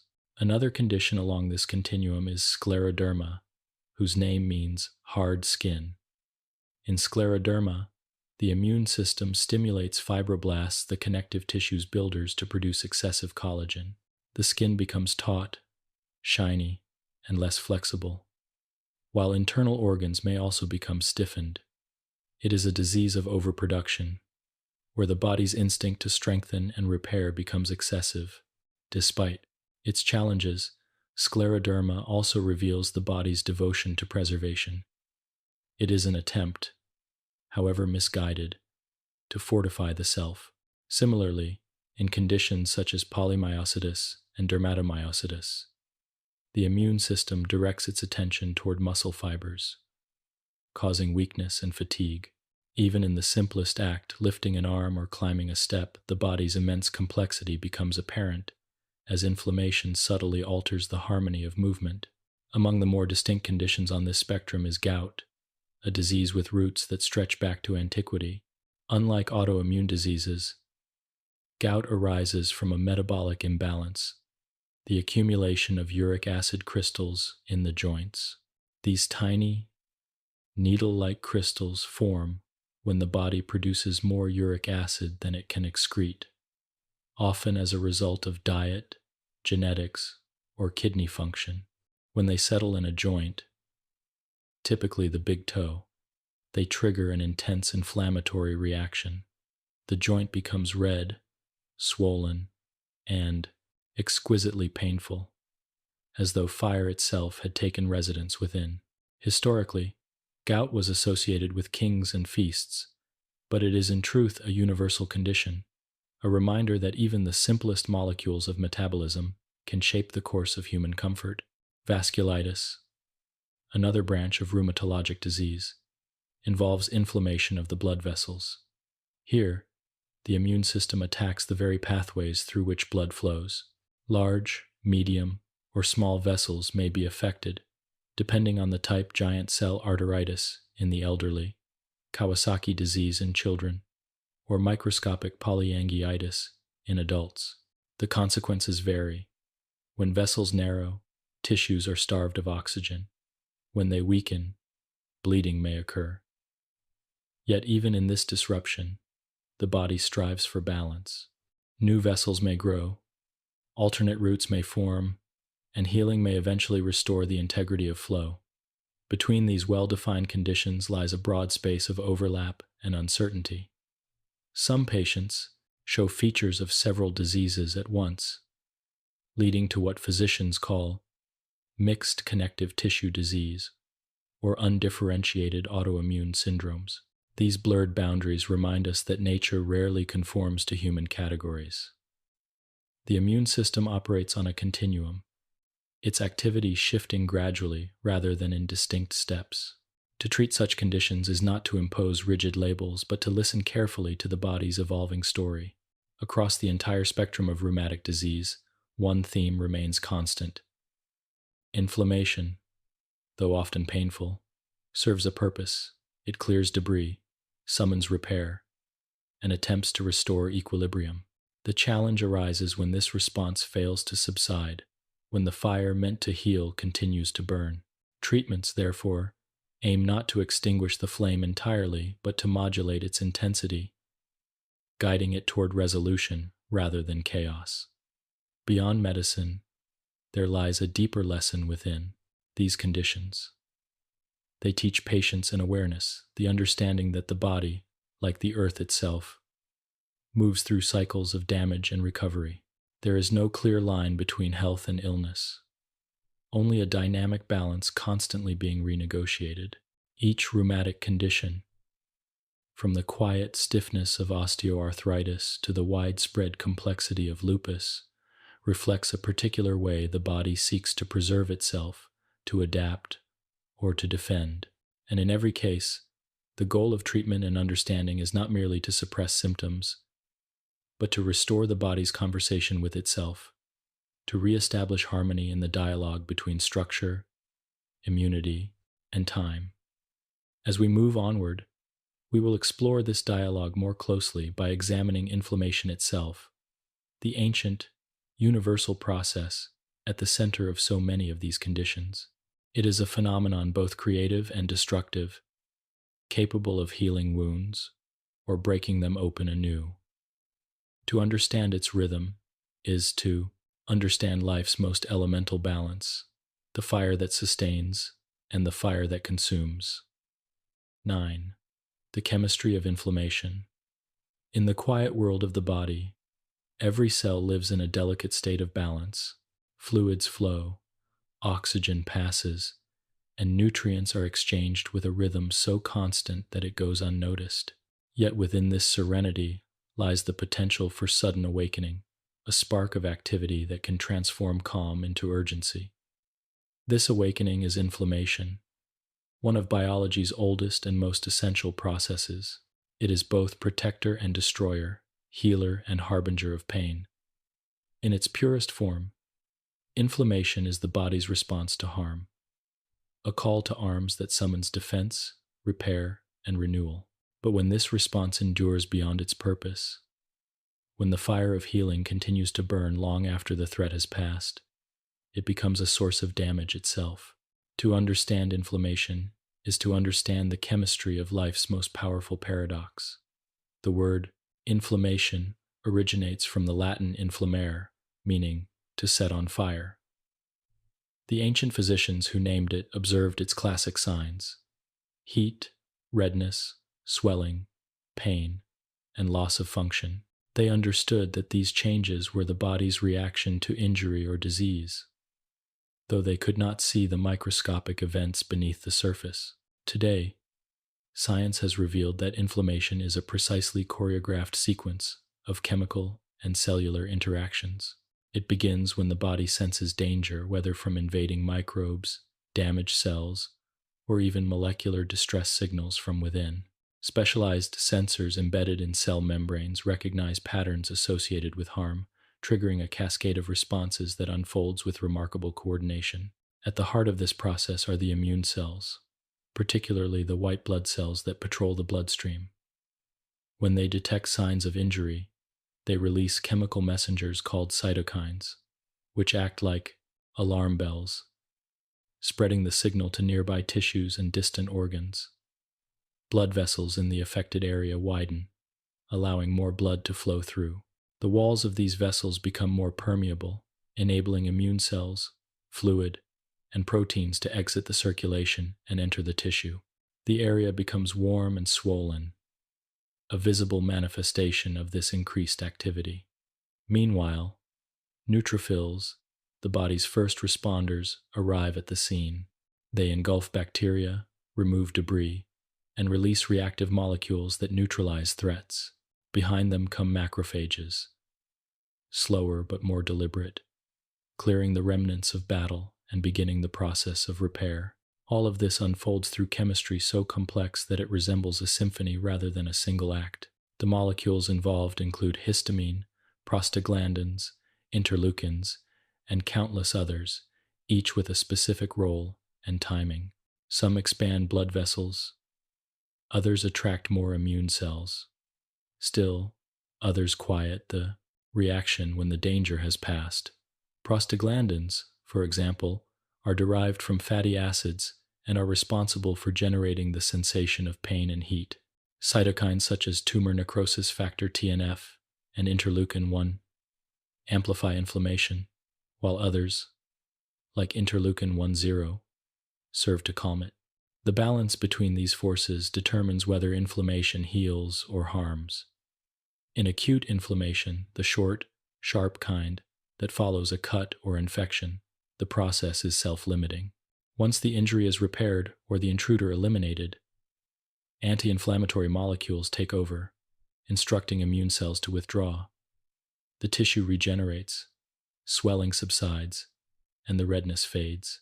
This is the body's natural rhythm. Action, followed by resolution. But when this rhythm falters, when the chemical signals that should turn off the response fail to do so, inflammation becomes chronic.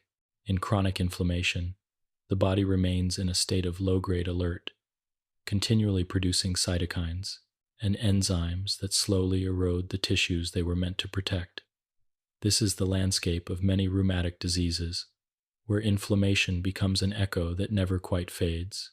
In rheumatoid arthritis, for example, the synovial membrane of the joint becomes a stage for ongoing inflammation. Immune cells infiltrate the lining, releasing cytokines that attract more cells, creating a self-sustaining cycle. The fluid within the joint thickens with inflammatory proteins, and the once smooth cartilage begins to wear down.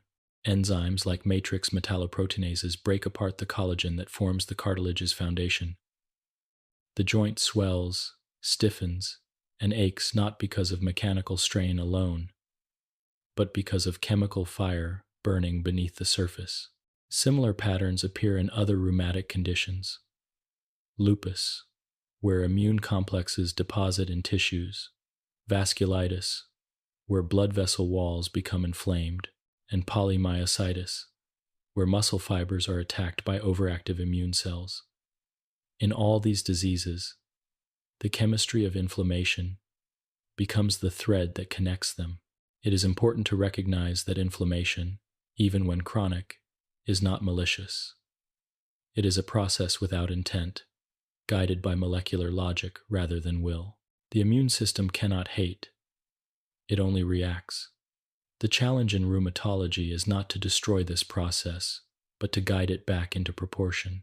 The body's chemistry must be reminded of its original purpose, to heal, not to harm.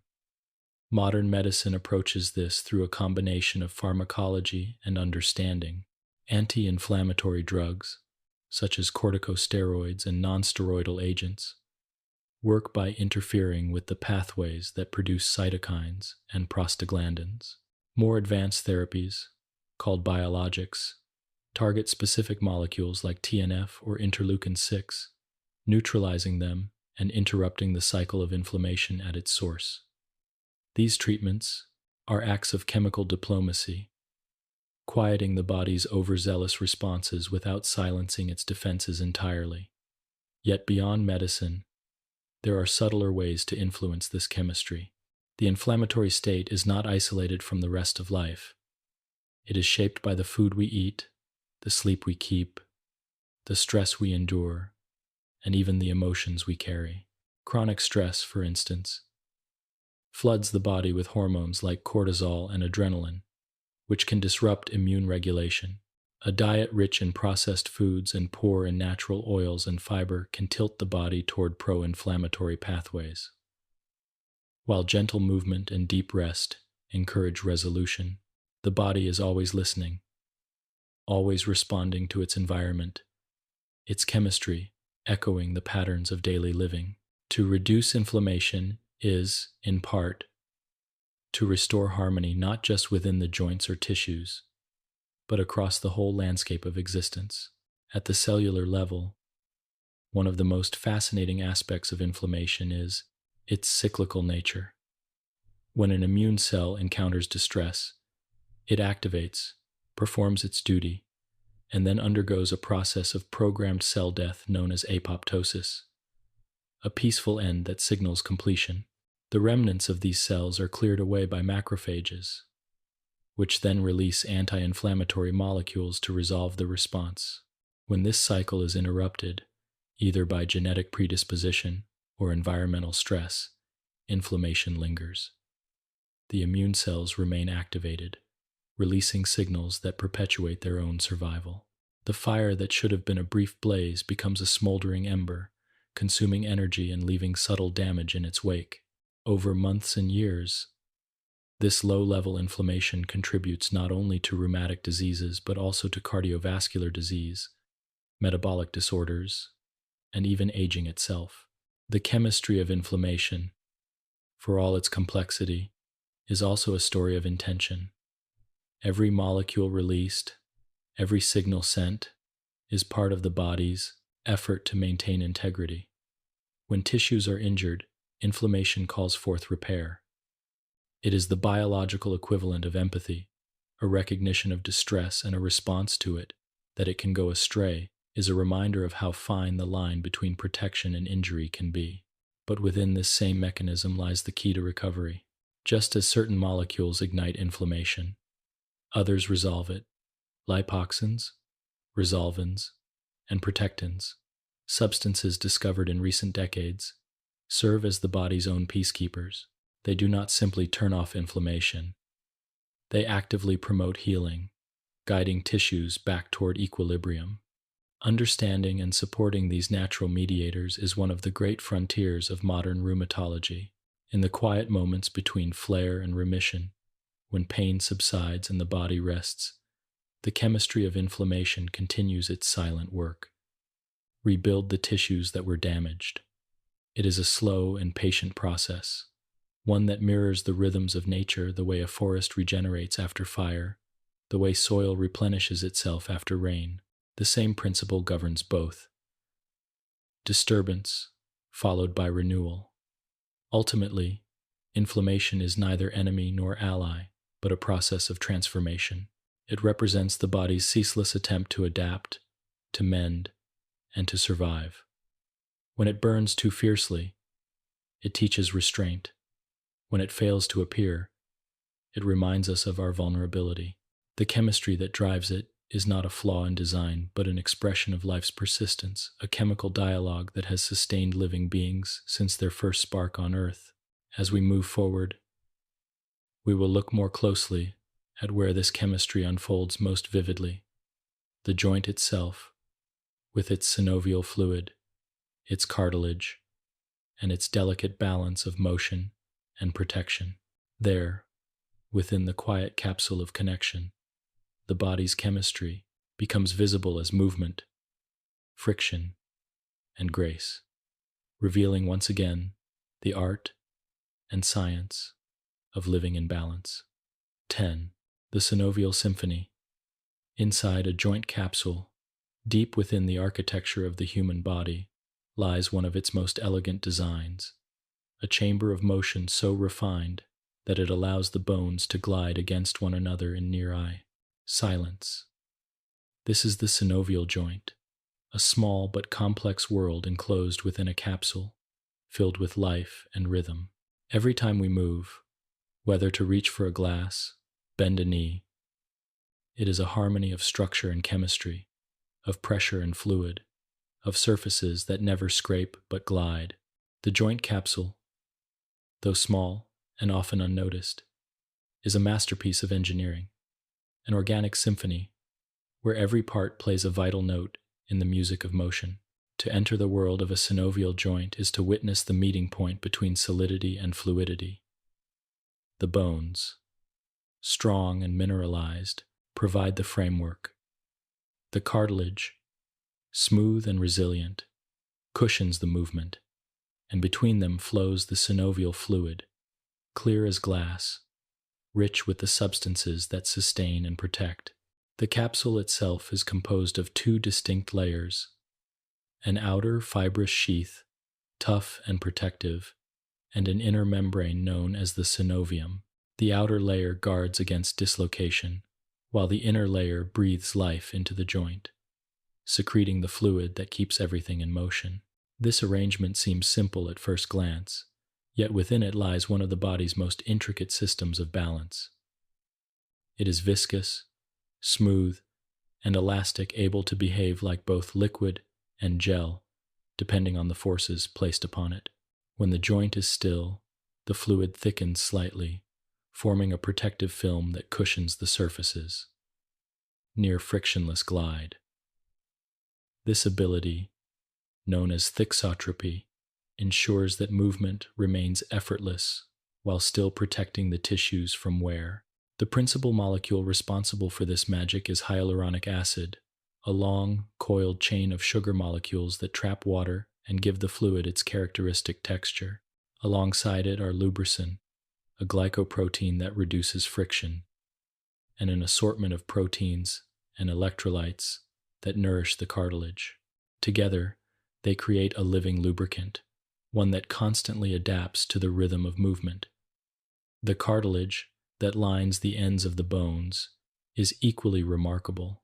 Composed of a matrix of collagen and proteoglycans, it has no blood vessels, no nerves, and no direct supply of oxygen. Instead, it relies entirely on diffusion from the synovial fluid for its sustenance. Each movement of the joint acts like a pump, compressing and releasing the cartilage, driving fluid in and out, delivering nutrients and removing waste. This means that movement itself is a form of nourishment. To move is to feed the joints. To remain still is to starve them. In this way, the synovial joint embodies a simple but profound truth of biology, that life thrives in motion, and stagnation invites decline. The surface of healthy cartilage is smooth beyond imagination, so smooth that even the finest engineered machines cannot match it. Its coefficient of friction, a measure of resistance, is lower than that of ice sliding on ice.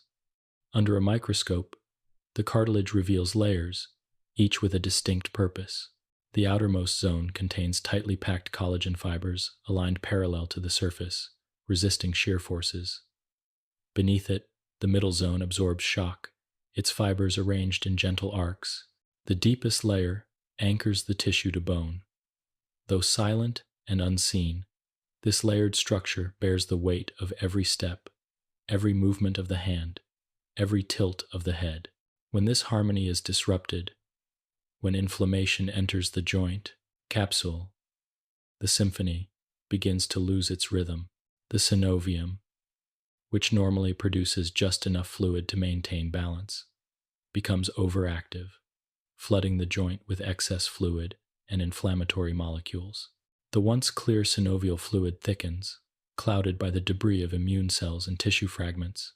The cartilage, deprived of its normal nourishment, begins to break down, its surface pitted and roughened. In rheumatoid arthritis, this process can progress rapidly as immune cells infiltrate the synovium and create a thickened tissue known as pannus, which creeps across the cartilage like a slow, consuming tide. The result is pain, stiffness, and loss of motion symptoms that are the body's way of expressing the dissonance within. Yet even in disease, the joint's underlying intelligence persists. The same mechanisms that cause inflammation are also attempts at healing. The increased fluid helps clear debris. The influx of immune cells seeks to repair. The problem arises, not from the process itself, but from its persistence when the repair continues without resolution, when the body forgets to quiet its own alarm. Rheumatology's role is to restore that memory, to help the body recall the balance between defense and peace. Through medications that calm the immune response and therapies that encourage gentle movement, the joint can regain its rhythm, and the synovial symphony can play once more in harmony. The chemistry within the joint capsule is also sensitive to the larger environment of the body. Hydration, nutrition, and temperature all influence its function. The hyaluronic acid molecules that give the fluid its viscosity depend on adequate hydration. Dehydration can make the fluid more viscous and less effective. Nutrients such as omega-3 fatty acids found in natural oils can reduce inflammation and support cartilage health. while regular, moderate movement keeps the joint fluid circulating. Even emotional states can leave their subtle trace, for stress hormones influence inflammation, and relaxation helps restore equilibrium. The body, in all its complexity, is one system, and the health of a single joint reflects the harmony of the whole. In the stillness of rest, the synovial fluid continues its work in silence. It nourishes the cartilage, maintains the pressure balance within the capsule, and prepares the joint for the next moment of motion. During sleep, when the muscles relax and weight is lifted from the joints, microscopic repair processes unfold. Cells in the synovial lining renew themselves. Small areas of stress are mended, and the equilibrium of fluid and pressure is recalibrated. This nightly restoration is one of the body's quiet miracles, unnoticed yet essential for ease of movement each morning. The design of the synovial joint is a reminder of how nature values efficiency and beauty. Every part serves multiple purposes. The fluid lubricates and nourishes. The membrane protects and senses. The capsule provides both flexibility and strength. The joints are also rich in sensory nerves that detect stretch, pressure, and position. These nerve endings feed continuous information to the brain, allowing for subtle adjustments in movement and balance. Through this sensory feedback, the joints participate in consciousness itself, helping us navigate space and maintain our relationship with gravity and the world around us. When viewed through the lens of reverence rather than repair, the joint capsule becomes more than a mechanical structure. It is a living example of cooperation between materials, solid bone, fluid chemistry, and flexible tissue. It embodies the principle that strength need not be rigid, that flexibility does not mean weakness. The synovial joint's perfection lies in its balance of opposites: firmness and softness, movement and rest, independence and interdependence. It is a microcosm of the body's larger philosophy, a system that seeks harmony through constant, adaptive motion. Even as joints age and their surfaces wear, their essence remains unchanged. They continue to reflect the story of life's motion, adapting to new rhythms, finding ways to move, even within limitation. The creak of an old joint is not merely a sign of decay, but a testament to endurance, a record of a lifetime's worth of steps, gestures, and embraces. Within each sound lies the memory of movement, the whisper of the synovial symphony that has played faithfully since the first day of motion began. In the next part, we will turn our gaze toward one of the most essential elements in this story, the role of collagen, the body's thread of life, which binds bones, cartilage, tendons, and skin into a single fabric. To understand collagen is to understand the texture of strength itself, the quiet resilience that weaves the body into its enduring form. 11. The role of collagen, the thread of life. Within the body, there exists a substance so fundamental that it can be found in nearly every structure, woven like an invisible thread through bone, skin, cartilage, and even the walls of blood vessels. This substance is collagen, the most abundant protein in the human body, the quiet weaver of form and strength. It is, in a sense, the architecture behind the architecture, the material that gives tissues both their integrity and their grace. If one could peer through a microscope into the fibers of the body, one would see endless spirals of collagen twisting like ropes, forming a network that holds life together in ways both physical and symbolic. Collagen is not only a building material, it is a statement of balance, of resilience, of the ability to bend without breaking. To understand collagen is to glimpse the fabric of the body itself. Each molecule of collagen is a triple helix. 3 long chains of amino acids wound tightly around one another like the strands of a braid. This coiling gives it enormous tensile strength, weight for weight.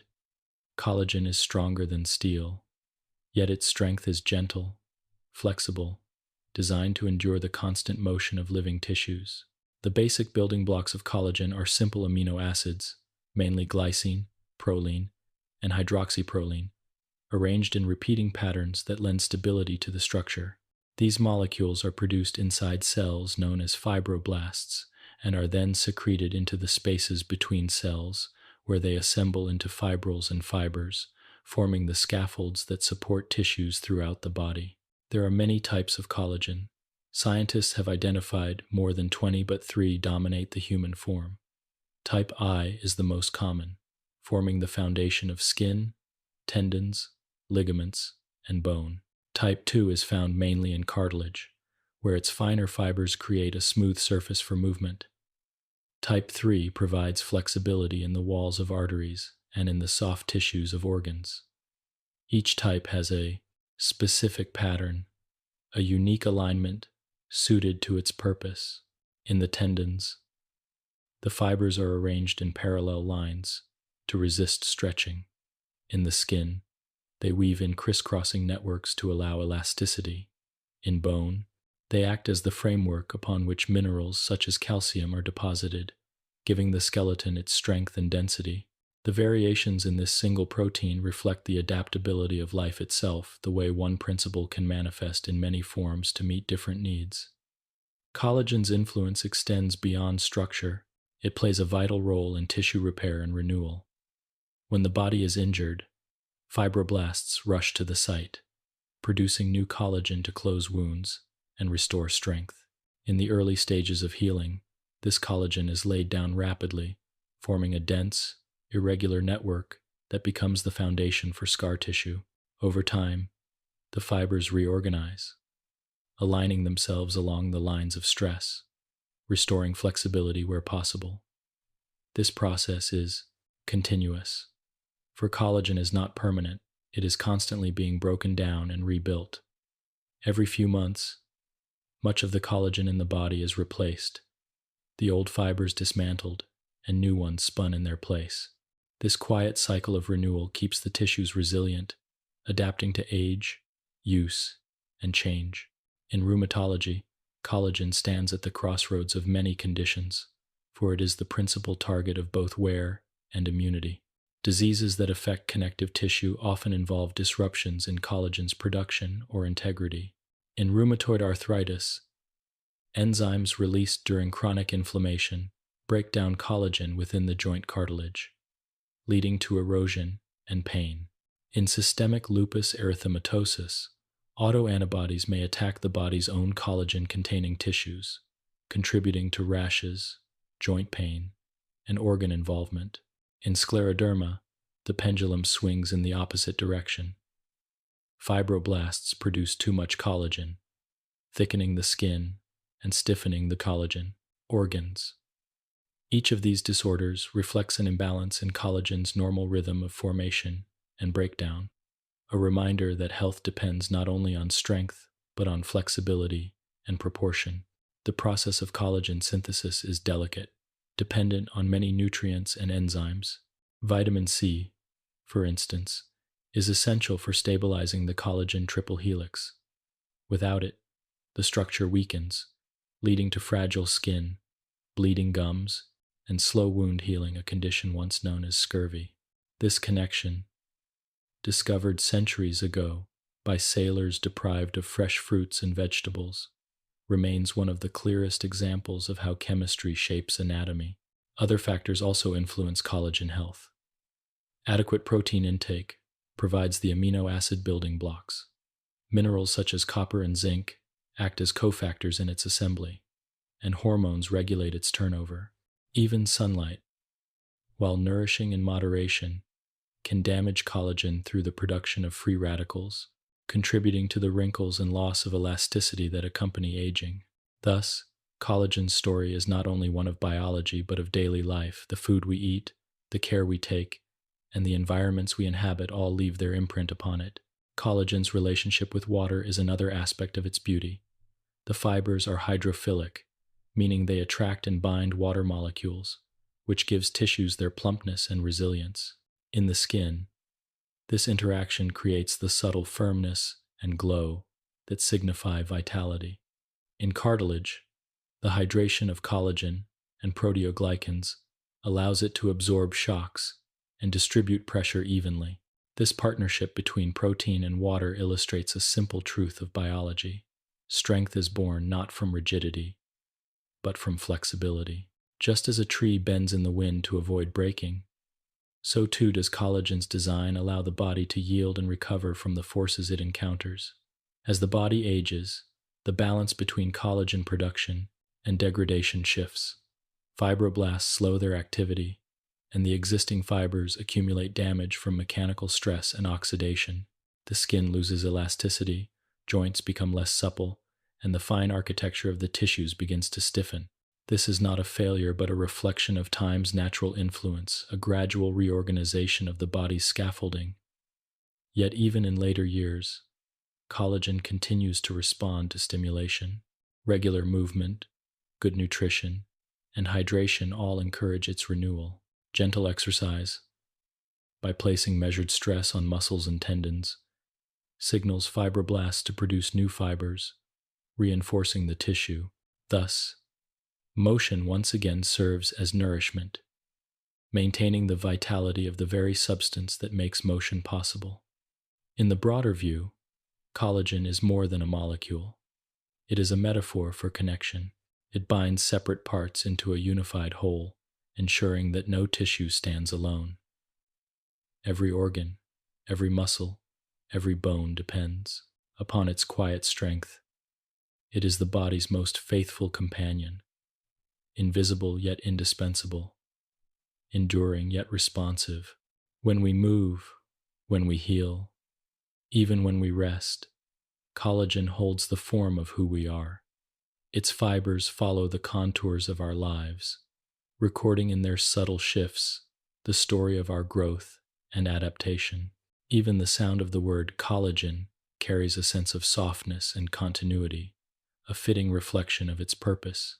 It is the thread that weaves through us, uniting the dense with the delicate, the strong with the supple. When it fails or falters, we feel it deeply, not only as stiffness or pain, but as a reminder of how essential connection is to life. When it thrives, it gives us the quiet freedom to move, to breathe, to embrace the world without fear of falling apart. In rheumatology, the study of collagen is not just the study of structure, but the study of resilience. It teaches that strength is not an absence of vulnerability, but the capacity to recover and endure. Every fiber of collagen embodies this truth, stretching and returning, bearing weight yet remaining whole. In its endless renewal, it mirrors the rhythm of life itself: growth, stress, repair, and renewal, over and over again, without end. As we move forward, our attention turns to another equally profound subject: the experience of pain and perception, the way the body communicates when balance is lost. For pain is not only a symptom of inflammation or damage, it is a language of awareness, a signal from the body to the self. In understanding it, we come closer to understanding the meaning of healing and the quiet wisdom with which the body seeks to protect and restore itself. 12. Pain and perception.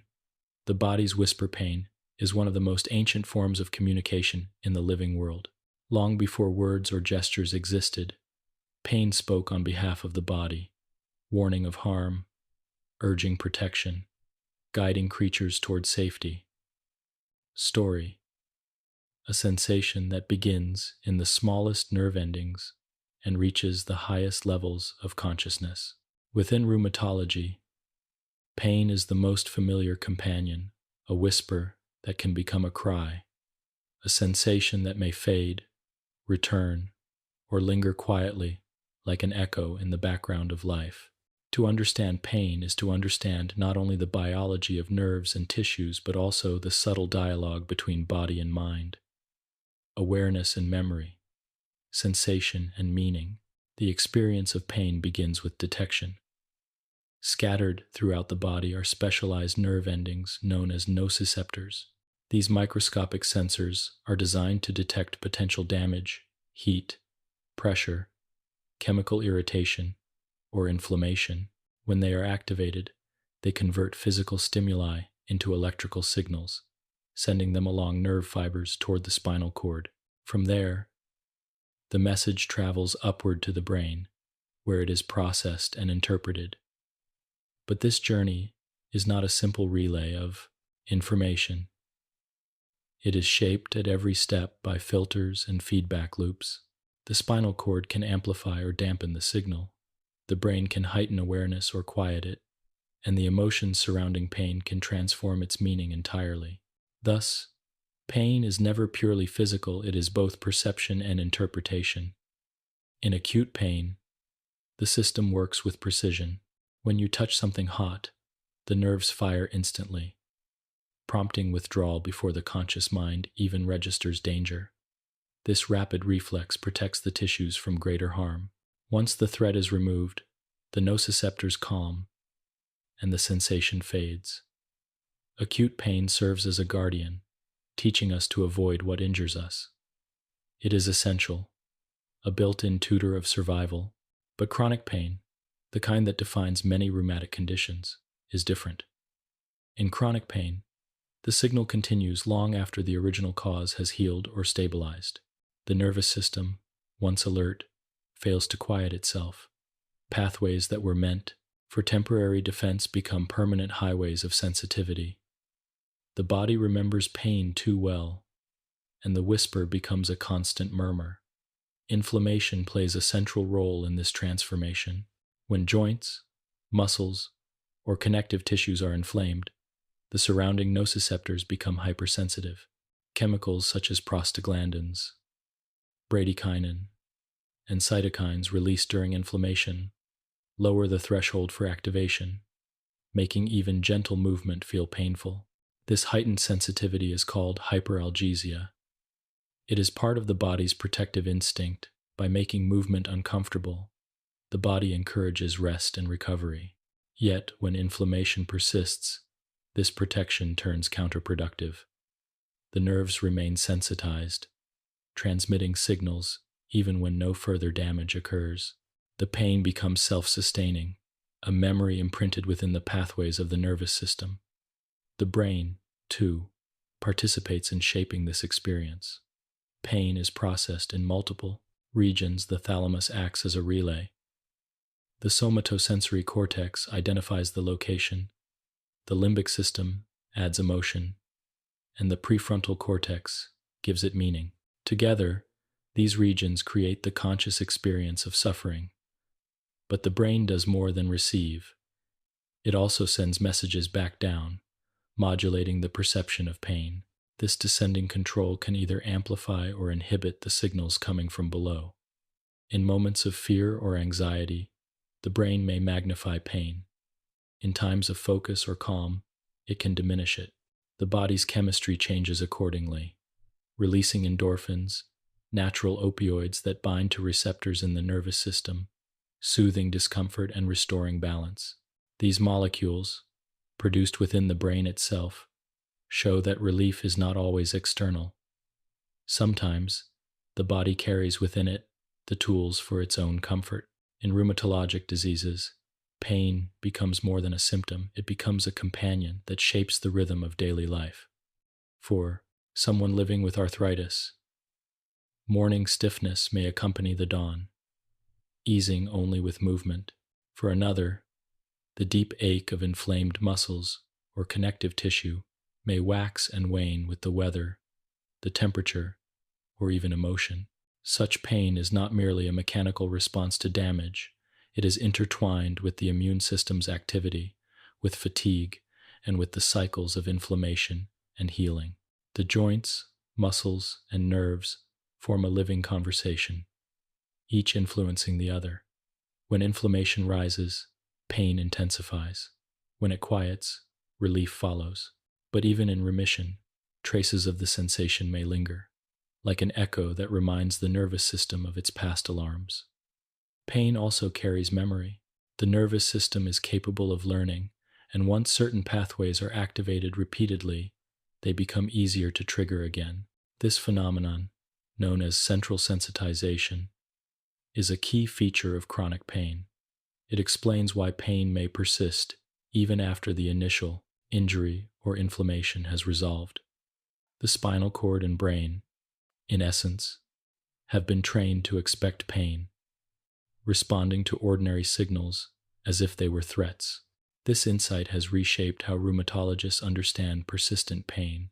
It reveals that treatment must address not only inflammation in the joints, but also the re-education of the nervous system, the gentle unlearning of overreactive pathways through movement, therapy, and mindfulness. Emotion and perception intertwine deeply with pain. Stress, grief, and anxiety can all intensify it, while relaxation, laughter, and comfort can ease it. This does not mean that pain is imagined. The same physical stimulus can feel unbearable in one context and manageable in another, depending on the mind's state. In this way, pain becomes a profoundly personal phenomenon. No two people experience it alike, even when their physical conditions are similar. History, temperament, expectation, and meaning. Pain, as much as any other sensation, reflects who we are and how we inhabit our bodies. In the philosophy of medicine, there is a growing recognition that pain must be listened to, not simply silenced. It is a form of communication, a signal from the body to the self that something requires attention. In acute situations, the message is clear: stop, protect, rest. In chronic illness, the message becomes more complex, pointing not just to tissue damage, but to imbalance and inflammation that needs calming, a posture that needs adjustment, or a rhythm of living that needs gentleness. To listen to pain with curiosity rather than fear is to begin to translate its language, to discover what the body is truly asking for. Modern approaches to managing chronic pain reflect this holistic understanding. Medications may calm the chemical messengers of inflammation, but movement, mindfulness, and emotional support complete the picture. Gentle exercises such as stretching, swimming, or yoga help maintain mobility and keep synovial fluid flowing, reducing stiffness. Mind-body practices, like meditation and deep breathing, influence the brain's descending control systems, releasing endorphins and easing the perception of pain. Restorative sleep, proper nutrition, and social connection further modulate the body's chemistry, reminding it of safety. Healing, in this context, does not always mean eliminating pain entirely, but transforming the relationship with it, reducing its dominance, and reclaiming a sense of ease and autonomy. Pain is often described as a signal of harm, yet it can also be a teacher. It draws attention to parts of ourselves that we may have ignored, forcing awareness where there was once indifference. In this way, pain is a messenger not only of injury but of presence. It asks for recognition. The goal of healing is not to silence this messenger entirely, but to guide it toward honesty, to restore the body's ability to distinguish true distress from unnecessary alarm. When balance returns, pain becomes once again what it was meant to be: a guardian, not a captor. In the stillness of rest, when the body lies quiet and the mind drifts toward sleep, the signals of pain often soften. This is not merely because the world is silent, but because the nervous system finally allows itself to release its vigilance. The muscles relax, inflammation subsides, and the brain recalibrates its sensitivity. In these moments, the body heals in ways both measurable and mysterious. The whisper of pain becomes a gentle hum, part of the body's ongoing communication with itself, reminding us that awareness and healing are two sides of the same truth. To understand pain is to see the human body not as a battlefield of symptoms, but as a sensitive instrument of perception. It feels, it reacts, it learns, and it remembers. Pain is its language of urgency, its means of self-care, its whisper of continuity.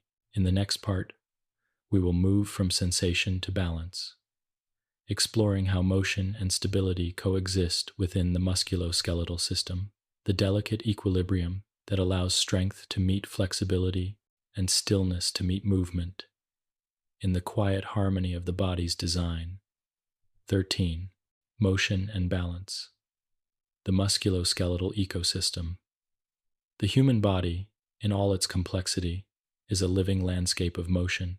Beneath the skin lies a vast ecosystem in which muscles, bones, tendons, ligaments, and nerves coexist in constant conversation.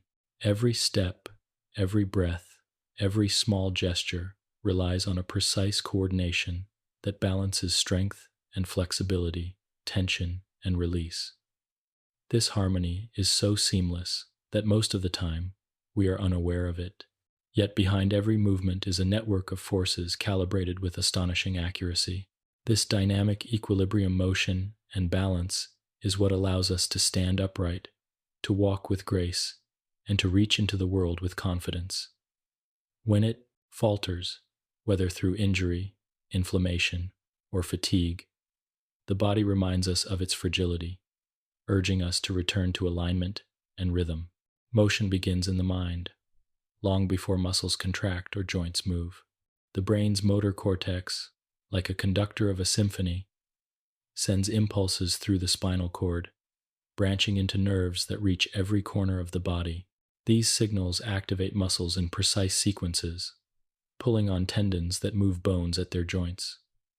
But motion is never a simple one-directional command. It is a dialogue between action and feedback. As muscles contract, sensory receptors embedded in tendons and joints send information back to the brain, reporting on position, pressure, and balance. This constant exchange ensures that movement remains fluid, coordinated, and responsive. Without it, even the act of standing would be impossible. The foundation of all motion is balance, both literal and metaphorical. Gravity, maintaining its center of mass within the narrow base of the feet.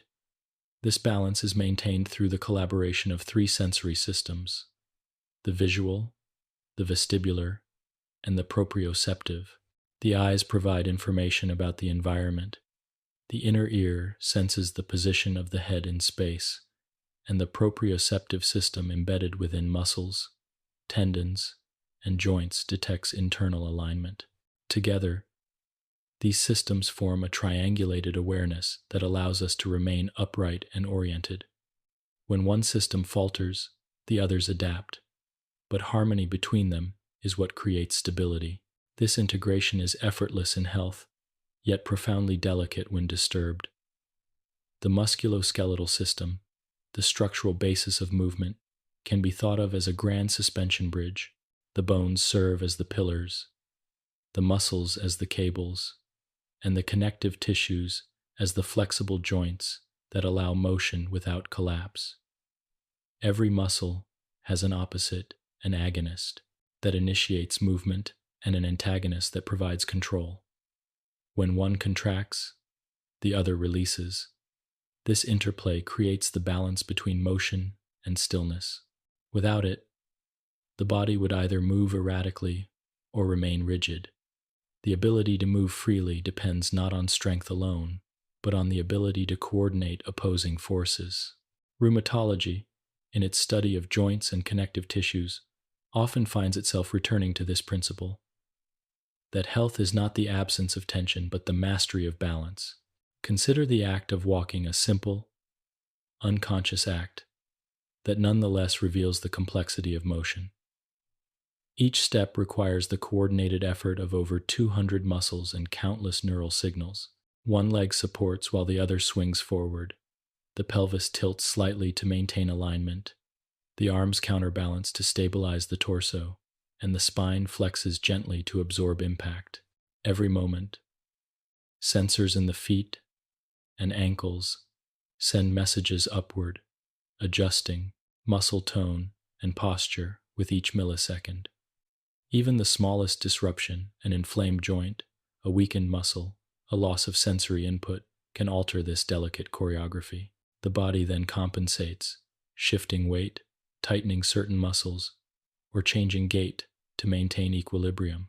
Over time, these adaptations can lead to strain elsewhere, a ripple effect that travels through the entire musculoskeletal ecosystem. This interconnectedness means that no movement is ever isolated. A stiff shoulder can affect posture through the spine, altering balance at the hips and knees. A sore foot can change the way one stands, creating tension up through the calves and lower back. In this way, the musculoskeletal system behaves like a web, each thread influencing all others. Rheumatology often observes these patterns in patients whose pain begins in one joint, but spreads through compensatory habits.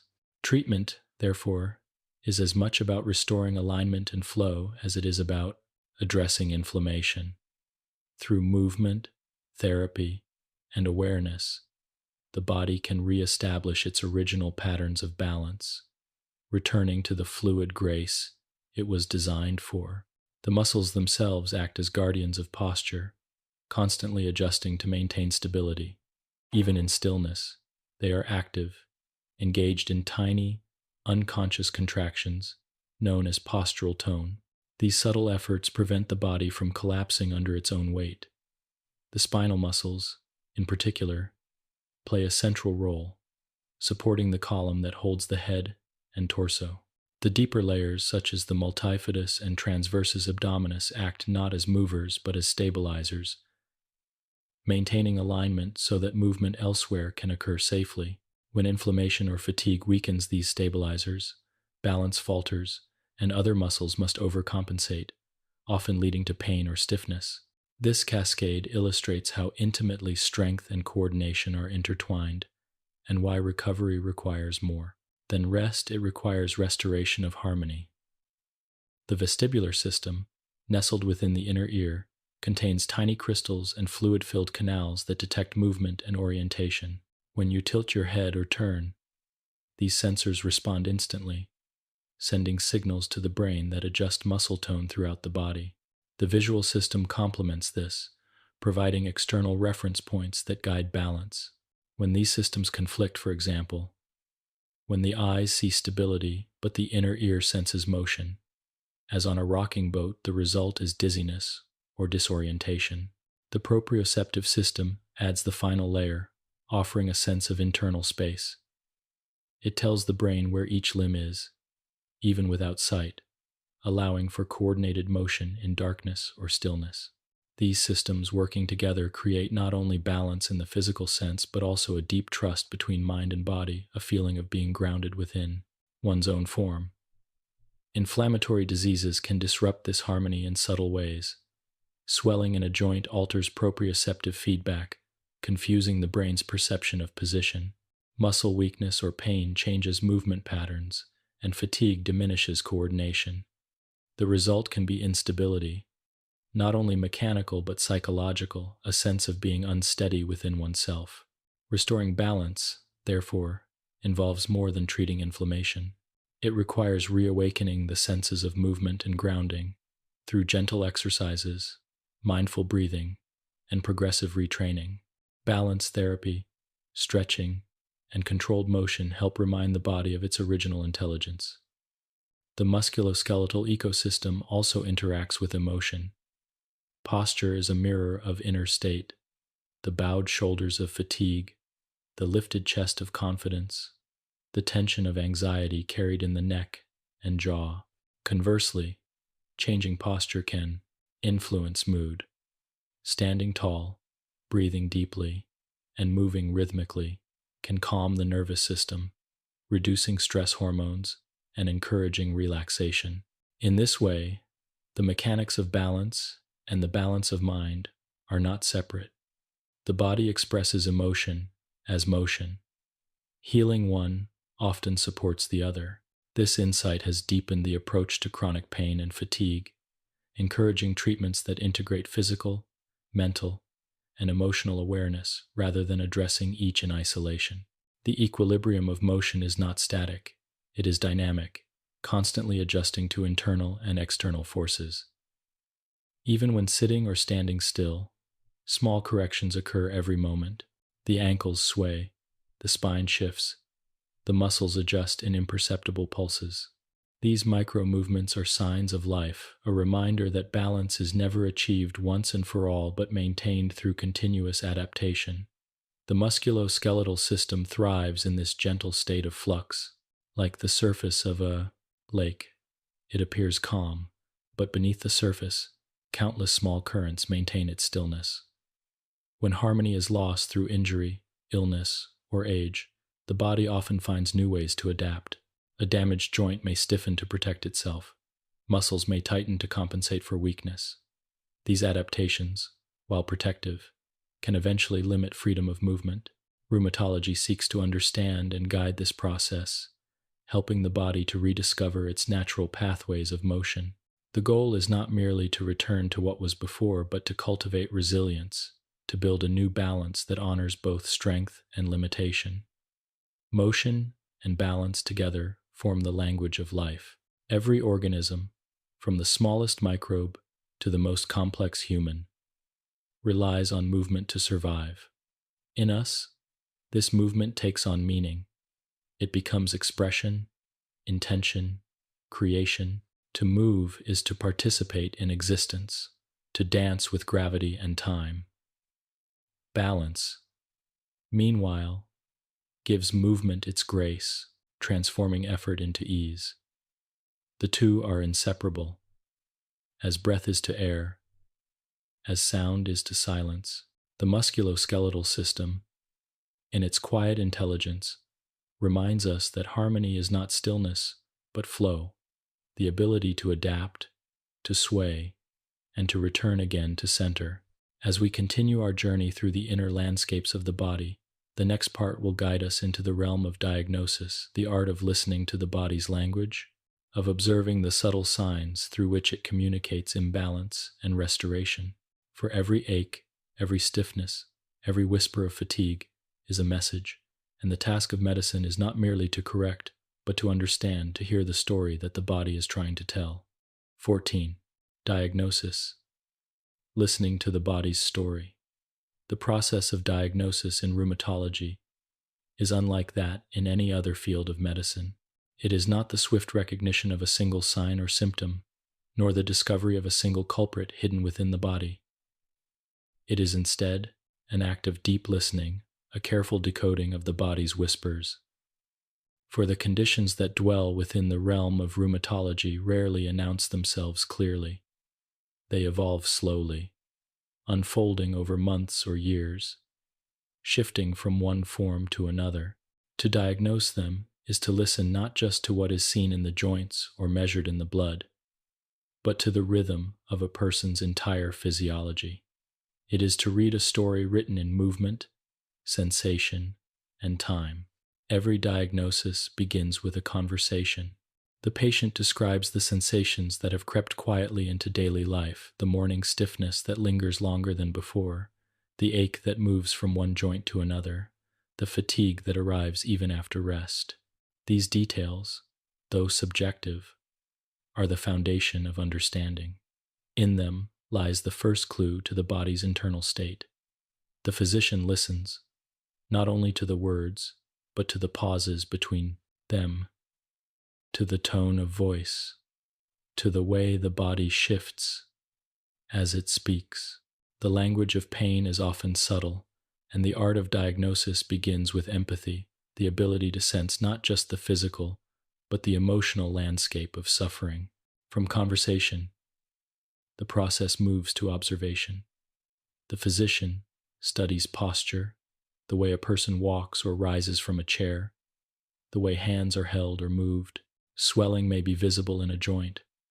Warmth may radiate from inflamed tissues, or muscles may appear tense from guarding against pain. Sometimes the signs are faint, a slight asymmetry, a tenderness at touch, a restriction of motion so small it might go unnoticed by anyone but an experienced eye. The goal is not to find one defining feature, but to gather a constellation of clues that, together, suggest a pattern. Physical examination is both science and art. The physician gently moves each joint, feeling for resistance, crepitus, or instability. The texture of the skin, the tone of the muscles, and even the temperature of the hands can offer insight into systemic processes. The act of touch in medicine so often reduced to routine, carries a deep significance in rheumatology. It is a dialogue between two living systems. Through touch, the physician perceives the body's story not in words but in sensation, translating stiffness into structure, tenderness into meaning. Yet observation alone is not enough. The inner workings of inflammation, immunity, and tissue change must also be explored through laboratory and imaging studies. Blood tests offer a window into the chemistry of disease. Markers such as erythrocyte sedimentation rate, ESR, and C-reactive protein, CRP, reveal the presence of inflammation, showing how actively the body's immune system is engaged. Autoantibody tests like rheumatoid factor or anti-nuclear antibodies serve as signatures of immune activity turned inward. These are not definitive answers but clues, pieces of a puzzle that must be fitted together with the patient's story. The art of diagnosis lies in synthesis, the ability to weave laboratory data into the fabric of lived experience, rather than to let it stand alone. Imaging adds another layer to this exploration. X-rays reveal the architecture of the bones, showing erosion, narrowing of joint spaces, or the formation of osteophytes that mark degenerative change. Ultrasound can detect inflammation in soft tissues, the subtle swelling of synovial membranes, or fluid accumulation invisible to the naked eye. Magnetic resonance imaging, or MRI, offers even greater detail, revealing the internal structures of cartilage, tendons, and bone marrow. Yet even the most advanced imaging cannot capture pain itself, or fatigue, or the sense of heaviness that patients describe. Machines can see, but they cannot listen. That is why technology must always be guided by interpretation, by the human ability to see meaning in patterns and to connect the visible with the invisible. Rheumatologic diseases rarely follow a single pattern. Two people with the same condition may present entirely differently. One may experience swollen joints and clear laboratory findings, while another may show only fatigue and subtle symptoms for years. Diagnosis, therefore, requires patience. The physician must be willing to live with uncertainty, to observe the evolution of signs over time. Some diagnoses unfold like a slow dawn, becoming clear only as new patterns emerge. This process can be frustrating for both doctor and patient, yet it reflects the reality of how these diseases develop not as sudden invasions, but as gradual imbalances in the body's inner harmony. The relationship between physician and patient becomes a partnership in this search for understanding. The patient learns to observe the body's fluctuations, to notice what worsens pain, what brings relief, how sleep, stress, and weather affect symptoms. These observations, shared openly, enrich the physician's understanding. Diagnosis thus becomes a collaboration, a co-authored story rather than a verdict handed down from above. This mutual awareness deepens trust and often provides clues that no test could reveal. In the background of every diagnostic journey lies the challenge of distinguishing one condition from another. Many rheumatologic diseases overlap in their manifestations. Fatigue, stiffness, pain, and inflammation are shared languages spoken by many different disorders. The distinction between rheumatoid arthritis and lupus, between polymyositis and fibromyalgia, often depends on nuances, a particular pattern of joint involvement, the presence of specific antibodies, or the systemic reach of symptoms. To navigate this complexity, the rheumatologist must think in patterns, not absolutes. The body is not a machine that malfunctions in isolation. It is a living network whose disturbances ripple across systems. Despite all efforts, a definitive diagnosis cannot be made. In these moments, the goal shifts from labeling to understanding.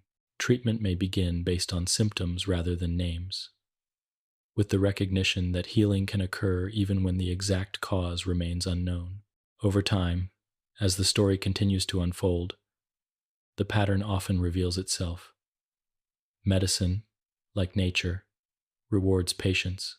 Beyond tests and technologies, Diagnosis in rheumatology also requires intuition, a sense of subtle coherence that cannot be taught but is cultivated through experience.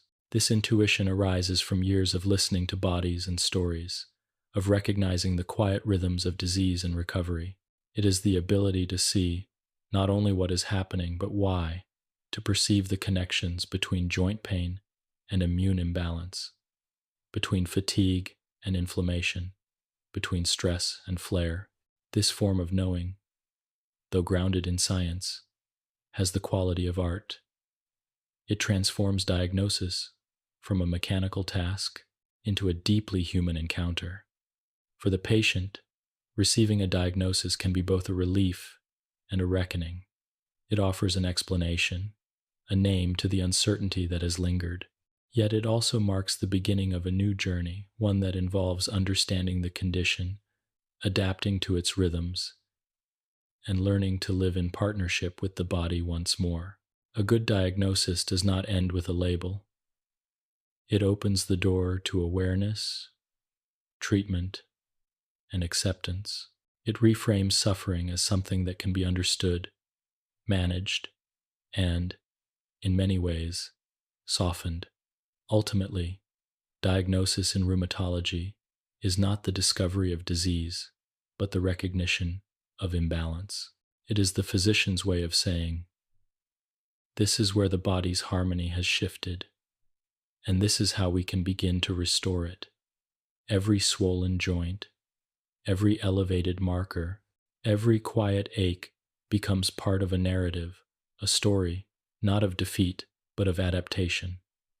For the body, even in its distress, is always seeking equilibrium, always moving toward repair.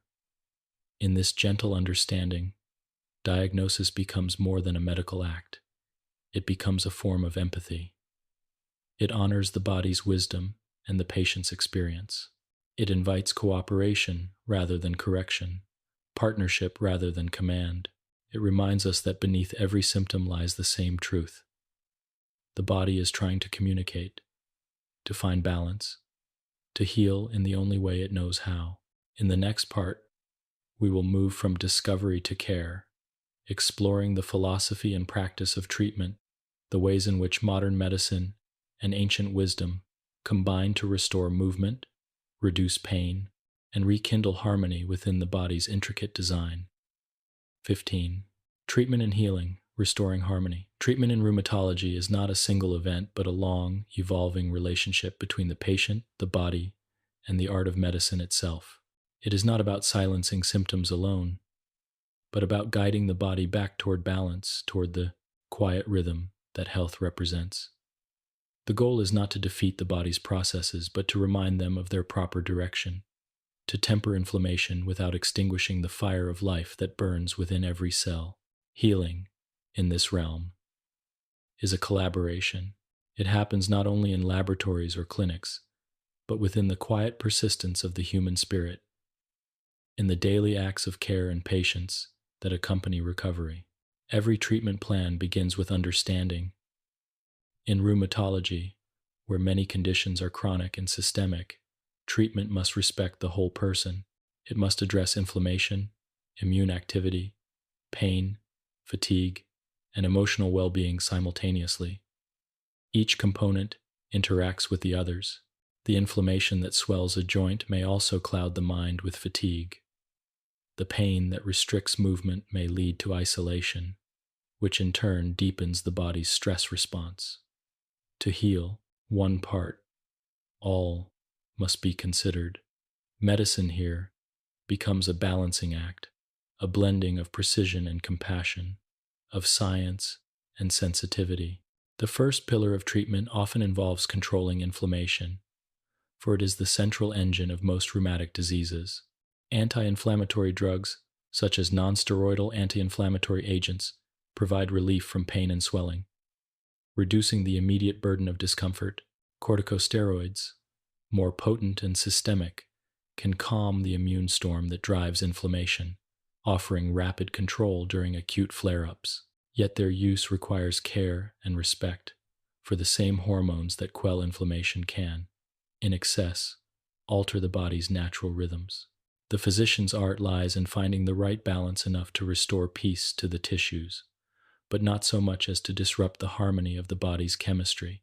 Beyond these first-line treatments lies a deeper realm of therapy: the disease-modifying antirheumatic drugs, often known as DMARDs. These agents, such as methotrexate, sulfasalazine, or hydroxychloroquine, work at the level of the immune system itself, not to suppress it entirely, but to retrain it, to remind it of what belongs to the self and what does not. They act slowly, gently shifting the immune balance over weeks and months, turning off the chronic alarms that have been sounding without cause. When these fail or prove insufficient, biologic therapies come into play, medications that target specific molecules, such as tumor necrosis factor or interleukin-6, the very messengers that perpetuate inflammation. These treatments, born from decades of research, are examples of modern medicine's precision. They quiet the storm without extinguishing the sun. But pharmacology, though powerful, is only one part of healing. The body does not exist in isolation from mind or movement, and the journey toward equilibrium depends equally on how one lives, breathes, and rests. Physical therapy, gentle exercise, and stretching become acts of restoration. Movement, when done with mindfulness, nourishes the joints through circulation of synovial fluid, strengthens muscles that support the skeleton, and reminds the nervous system of fluidity. To remain still for too long is to invite stiffness. To move without awareness is to risk strain. The art lies in the middle ground: motion as medicine, balance as therapy. Aquatic exercises, yoga, and slow, controlled stretching allow freedom without force, inviting ease back into the tissues. In this way, the body rediscovers its own grace. Rest is equally essential. In chronic illness, fatigue is not mere tiredness. It is the body's signal that resources have been depleted. Healing requires energy, and energy requires stillness. Deep, restorative sleep allows the immune system to recalibrate, hormones to rebalance, and tissues to repair. Yet rest must be genuine, not the restless idleness of anxiety, but the calm surrender of restoration. Gentle, breathing, meditation, and mindfulness can quiet the nervous system, reducing the constant stream of stress signals that amplify inflammation. These practices bridge ancient wisdom and modern neuroscience, showing that the mind's peace translates directly into the body's chemistry. The hormones of calm, endorphins, serotonin, oxytocin, counterbalance the chemistry of stress, softening both perception and process. Nutrition, too, becomes a form of therapy, for every cell in the body is built from what we eat. A diet rich in whole foods, abundant in fruits, vegetables, natural oils, and lean proteins, supports the body's natural anti-inflammatory pathways. Omega-3 fatty acids found in fish, flax, and chia seeds help reduce cytokine production, while antioxidants in colorful plants protect tissues from oxidative stress. Avoiding excessive processed foods, sugars, and trans fats helps prevent the subtle metabolic inflammation that can worsen pain and fatigue. Hydration, often overlooked, is vital to maintaining joint health. The goal is not perfection but nourishment, to eat in a way that sustains equilibrium and honors the body's needs. Equally important is the management of pain, not merely through medication, but through understanding its nature. Pain, as explored earlier, is a signal, a language of imbalance. To fight it blindly is to silence a messenger. To listen to it is to learn its story. Pain management in rheumatology often combines pharmacological and holistic approaches: analgesics to dull the sharpest edges, physical therapy to restore movement, relaxation techniques to calm perception, and sometimes cognitive therapies to reshape the brain's relationship with chronic discomfort. The aim is not to erase sensation entirely, but to reframe it, to teach the body and mind that safety has returned, that vigilance may rest, Healing also depends profoundly on emotional well-being. Living with chronic illness can erode confidence and bring feelings of frustration, grief, or isolation. The unpredictability of symptoms can make the future feel uncertain. Support, therefore, becomes a form of medicine. Support from physicians, from family, from friends, and from communities of shared experience. Conversation and compassion remind the patient that they are not defined by illness but accompanied by it. In these connections, hope is sustained, and healing continues in quiet ways that cannot be measured by blood tests or scans. The human spirit, when supported, strengthens the immune system itself. This has been observed in countless studies and experienced by millions throughout history. Modern rheumatology has embraced this integrative vision of care. The best treatments combine evidence-based medicine with the recognition of individuality. What works for one person may not for another, and the journey toward wellness often requires adjustment and patience. The physician becomes a guide rather than a commander, walking beside the patient rather than in front. Together they navigate the landscape of treatment, testing, response, and renewal. Success is not measured only in remission, but in improved quality of life and the return of ease, the quieting of fatigue, the rediscovery of movement and joy. Healing, in its truest form, is not the erasure of illness, but the restoration of harmony. It is the recognition that even within limitation, life continues to flow with meaning and beauty. The body, though affected by disease, remains wise and capable of adaptation.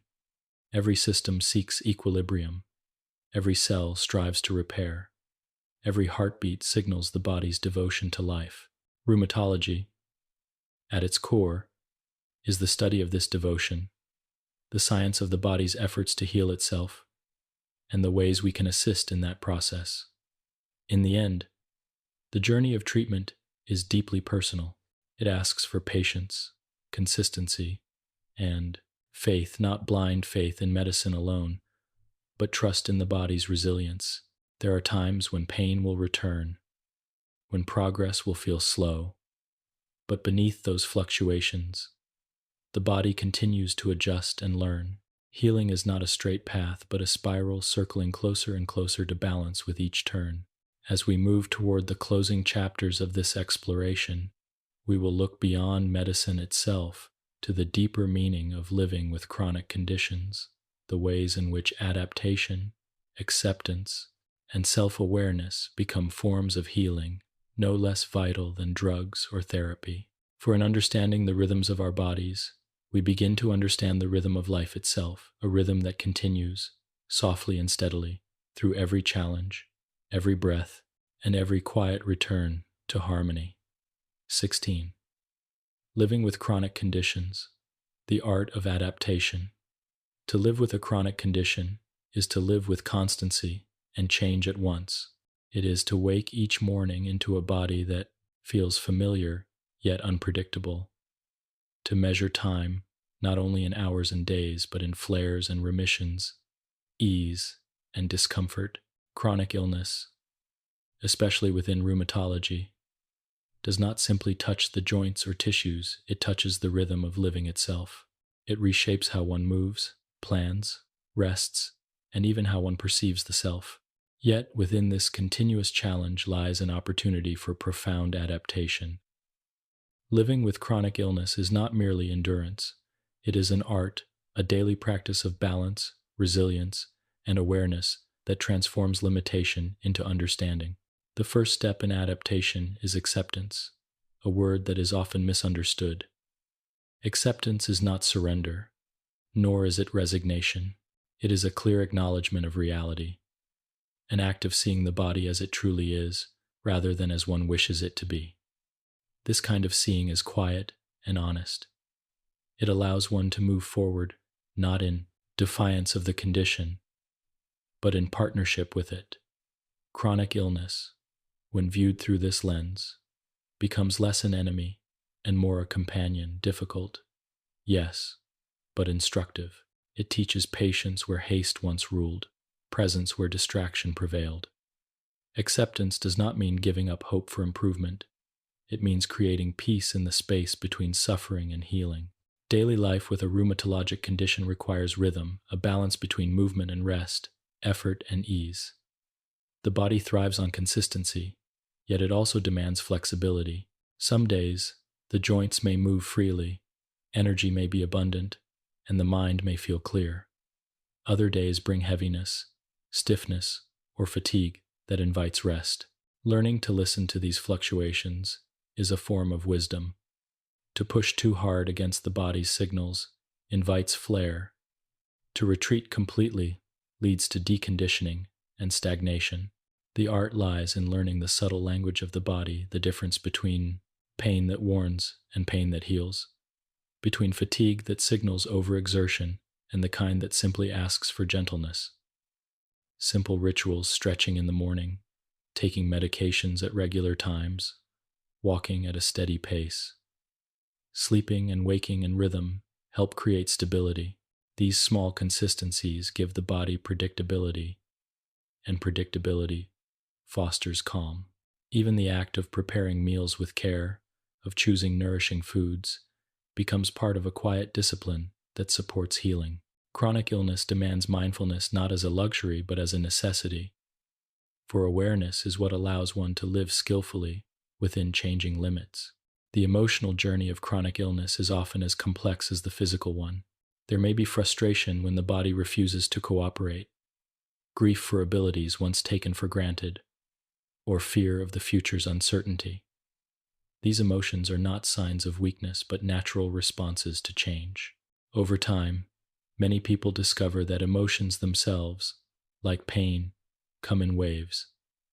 They rise, peak, and fall, and through awareness, they can be witnessed without being overwhelming.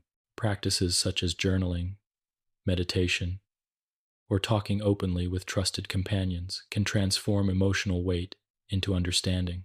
When the inner life is acknowledged, the outer symptoms often soften, for the body and mind reflect one another constantly. Relationships, too, must adapt. Chronic illness can alter the dynamics of partnership, family, and friendship. Others may not always understand the invisible nature of fatigue or pain. They may see the surface of health and miss the effort beneath. Communication becomes essential, clear, gentle, honest communication about needs, limitations, and gratitude. Support systems, whether made of loved ones or community groups, become lifelines, offering both empathy and perspective. It is within these circles of connection that one finds the courage to continue, to share the small victories, and to endure the more difficult days. No one is meant to walk the path of illness alone, for healing flourishes in the warmth of shared understanding. Work and daily responsibilities often present another layer of challenge. Fatigue, flares, and appointments can disrupt routine employment or household tasks. Here, adaptation becomes both practical and creative. It may involve pacing activities, breaking large tasks into smaller ones, using ergonomic tools, alternating sitting and standing, or planning rest between moments of effort. Many discover that by reorganizing their environment, they can conserve energy and reduce strain. Acceptance of these adjustments can bring unexpected freedom. Rather than fighting the body, one learns to collaborate with it. Productivity takes on a new meaning, not measured by output alone, but by sustainability and well-being, and more an unfolding moment-by-moment experience. Living well with such conditions means finding meaning not in what one cannot do, but in what remains possible. It may mean noticing the comfort of a warm cup of tea, the quiet pleasure of sunlight through a window, the satisfaction of moving without pain for a few steps longer than yesterday. These small moments, often overlooked in the rush of ordinary life, become sources of grounding. They reveal that even within limitation, life continues to offer beauty and peace. The practice of mindfulness takes on a unique role here. To live mindfully is to inhabit the present with awareness rather than resistance.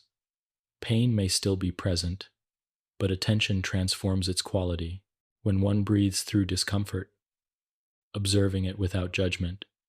the nervous system calms, the brain releases endorphins, muscles soften, and the perception of pain changes. Mindfulness also helps loosen the tight bond between identity and illness. One begins to realize, I have this condition, rather than I am this condition. This subtle shift restores dignity and possibility, reminding the individual that the self is larger than any diagnosis. Spirituality, in whatever form it takes, often deepens in those who live with chronic illness, whether found in religion, nature, art, or simple presence. The sense of connection to something greater than the self provides strength. Illness can strip away illusions of control, but in doing so, it opens a space for gratitude, humility, and wonder. Many describe discovering a new appreciation for the body not despite its struggles, but because of them. The body, after all, continues to serve, to breathe, to heal in countless unseen ways each day. It remains loyal, even when burdened. This realization turns frustration into reverence, transforming the body from a battleground into a teacher. In the medical journey, flare-ups and remissions create a rhythm that mirrors the tides. There are times of effort and times of rest, times when intervention is needed and times when stillness suffices. Recognizing these cycles helps reduce fear, for each flare eventually softens, and each remission offers renewal. Healing, in the chronic sense, is rarely linear. It is a dance of progress and return. Within this rhythm lies hope, not as a distant goal, but as a living thread woven through every moment of endurance. Resilience, the quiet strength that grows from adaptation, is perhaps the most profound outcome of living with chronic conditions. It is not the absence of hardship, but the ability to move through it with grace. Resilience manifests in patience, in humor that lightens difficult days, in the decision to keep engaging with life even when it hurts. Over time, many people find that resilience becomes second nature, not forced but cultivated like a well-tended garden. It does not eliminate pain, but it ensures that pain never becomes the whole story. Ultimately, living with chronic illness is about finding harmony within change. It is the continual act of balancing acceptance with effort, patience with persistence, solitude with connection. It is about learning that healing is not always the return to what was, but the discovery of a new way to live, a way that honors the body's limits while celebrating its remarkable capacity to adapt. Those who live this way often develop a depth of compassion and understanding that extends beyond themselves. They become living testaments to endurance and wisdom, reminders that life, even when altered, remains beautiful. As we move to the final part of this journey, we will turn our attention to reflection, to the deeper unity between body and spirit, health and awareness, suffering and growth. For rheumatology, at its heart, is not merely the study of joints and tissues, but of life in motion, of resilience embodied. The closing chapter will explore how, through understanding, the science of the body becomes the art of living, an endless conversation between movement and stillness, between healing and being. 17. Reflection and wholeness, the harmony of being. As the journey through rheumatology reaches its quiet conclusion, the path begins to widen once again beyond anatomy, beyond chemistry, beyond even medicine itself. What remains is the simple truth that beneath every symptom and every diagnosis lies a living human being, composed of movement and thought, of memory and meaning. The study of joints, muscles, and connective tissues reveals much about how the body works, but it also points towards something deeper, the unity of all these systems, the seamless harmony that makes life possible. To reflect upon the science of the body is, in the end, to reflect upon the nature of being, to understand that health is not a static state of perfection, but an ever-evolving balance between resilience and rest. The body, when seen with quiet reverence, is a microcosm of the world itself. Its systems rise and fall like tides. Its rhythms echo those of day and night, and its cycles mirror the seasons. Inflammation flares like a storm, bringing both destruction and renewal. Healing follows like spring, rebuilding what was worn or weakened. Even aging, so often seen as decline, is simply the deepening of rhythm, the slow settling of movement into wisdom. Every process within us, from the pulsing of blood to the regeneration of cells, participates in this timeless dance.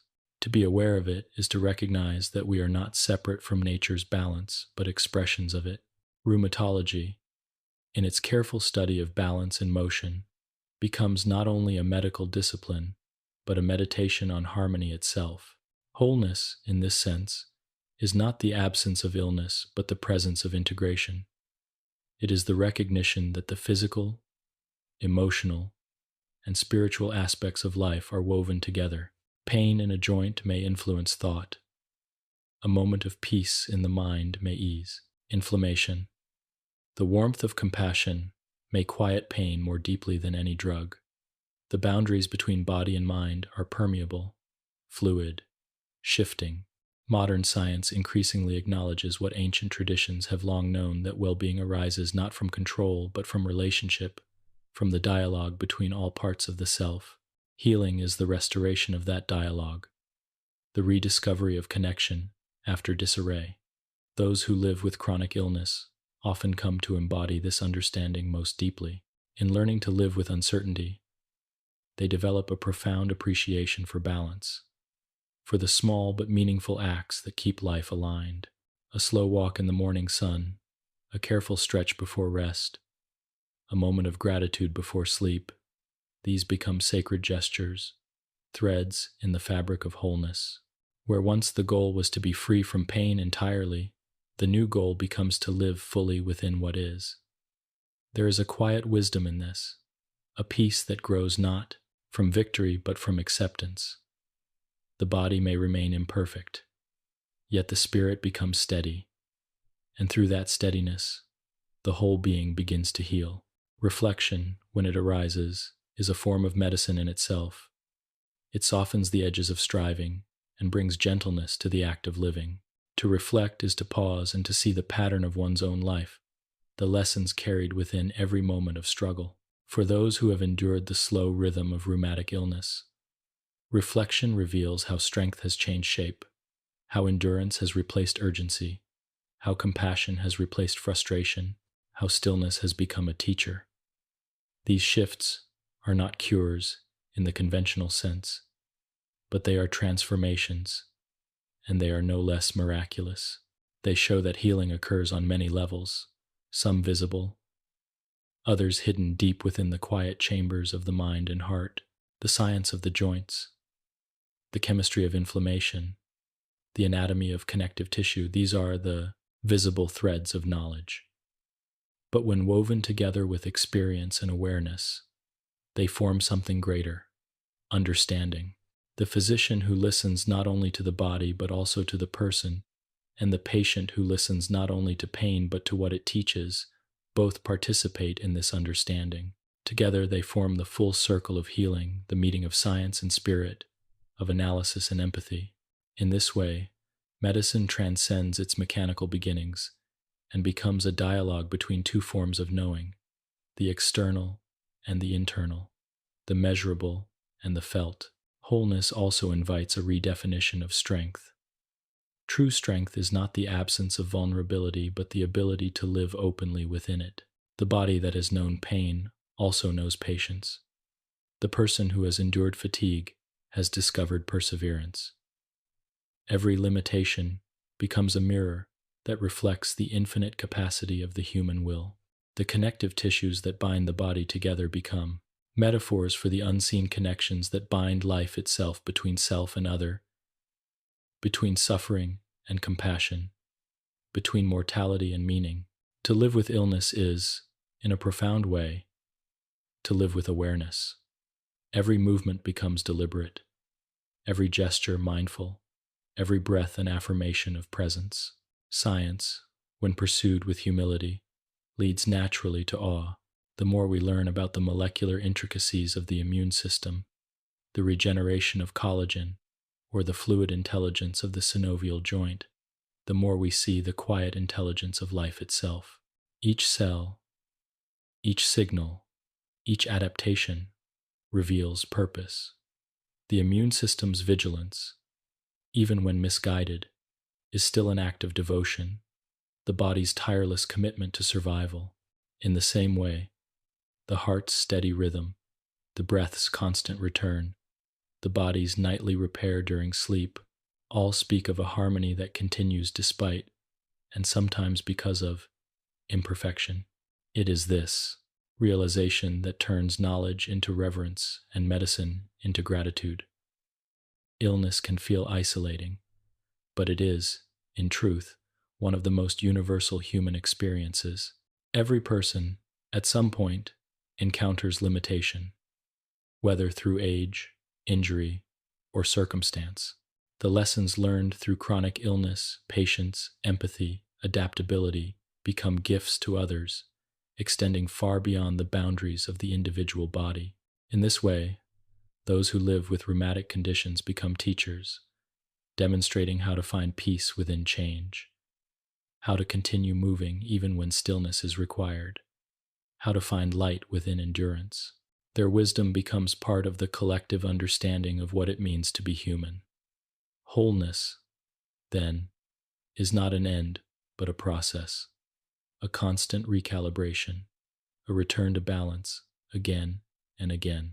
It exists in every act of care, in every breath taken with awareness, in every choice to rest or move with kindness. Medicine supports this process, science informs it, but ultimately, it is the consciousness of the person that completes it.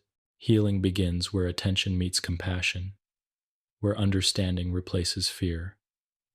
It is a quiet, continuous unfolding, much like life itself.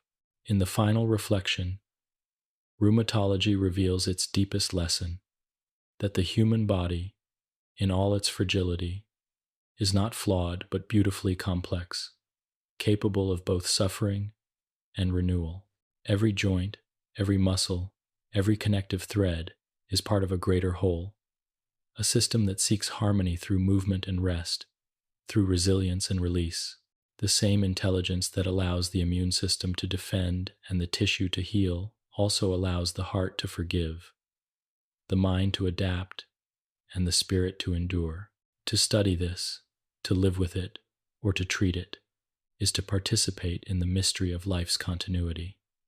The story of rheumatology, at its quietest level, becomes a story of compassion, the body's compassion for itself, and humanity's compassion for one another.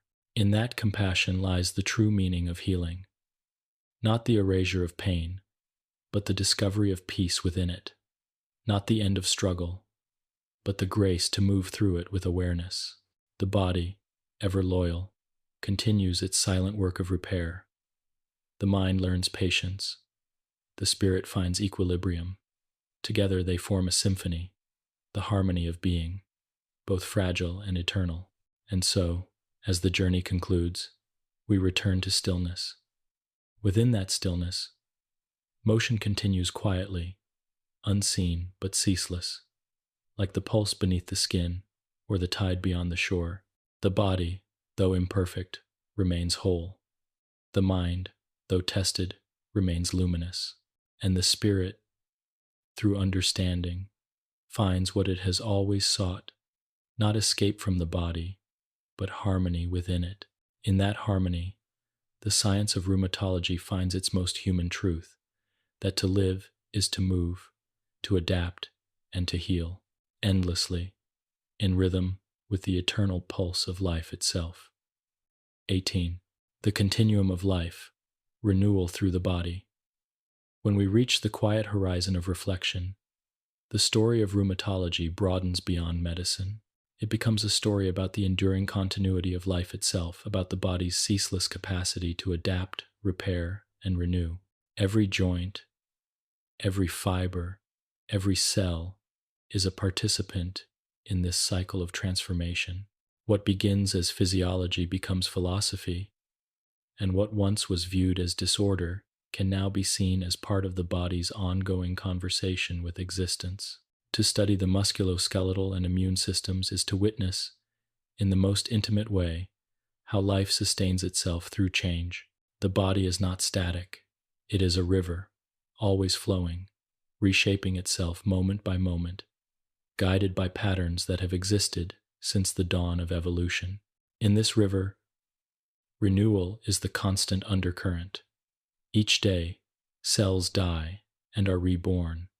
Collagen is broken down and reformed. The immune system adjusts its vigilance, learning from every encounter. The very structure of the body is temporary, yet eternal in its process. Even the bones, seemingly unchanging, are in quiet transformation, osteoclasts dissolving old mineral layers, while osteoblasts lay down new ones. In the span of a decade, almost every cell in the human body is replaced. The self we inhabit is thus both ancient and new, carrying the memory of the past while living in the freshness of the present. This continuity gives the body its resilience, its ability to heal after injury or adapt after illness. The diseases that rheumatology seeks to understand are not foreign invaders, but variations within this process, moments when the rhythm of renewal becomes irregular, when the balance between creation and destruction leans too far to one side. The immune system lies at the heart of this dynamic. Its vigilance, though sometimes misguided, is an expression of life's fundamental desire to preserve itself. Autoimmune conditions, such as those that define rheumatology, remind us of the delicate balance between defense and harmony. They show us that even the act of protection can turn inward, that too much care can become confusion. Yet within these disorders is the same impulse that drives healing, the instinct to maintain integrity.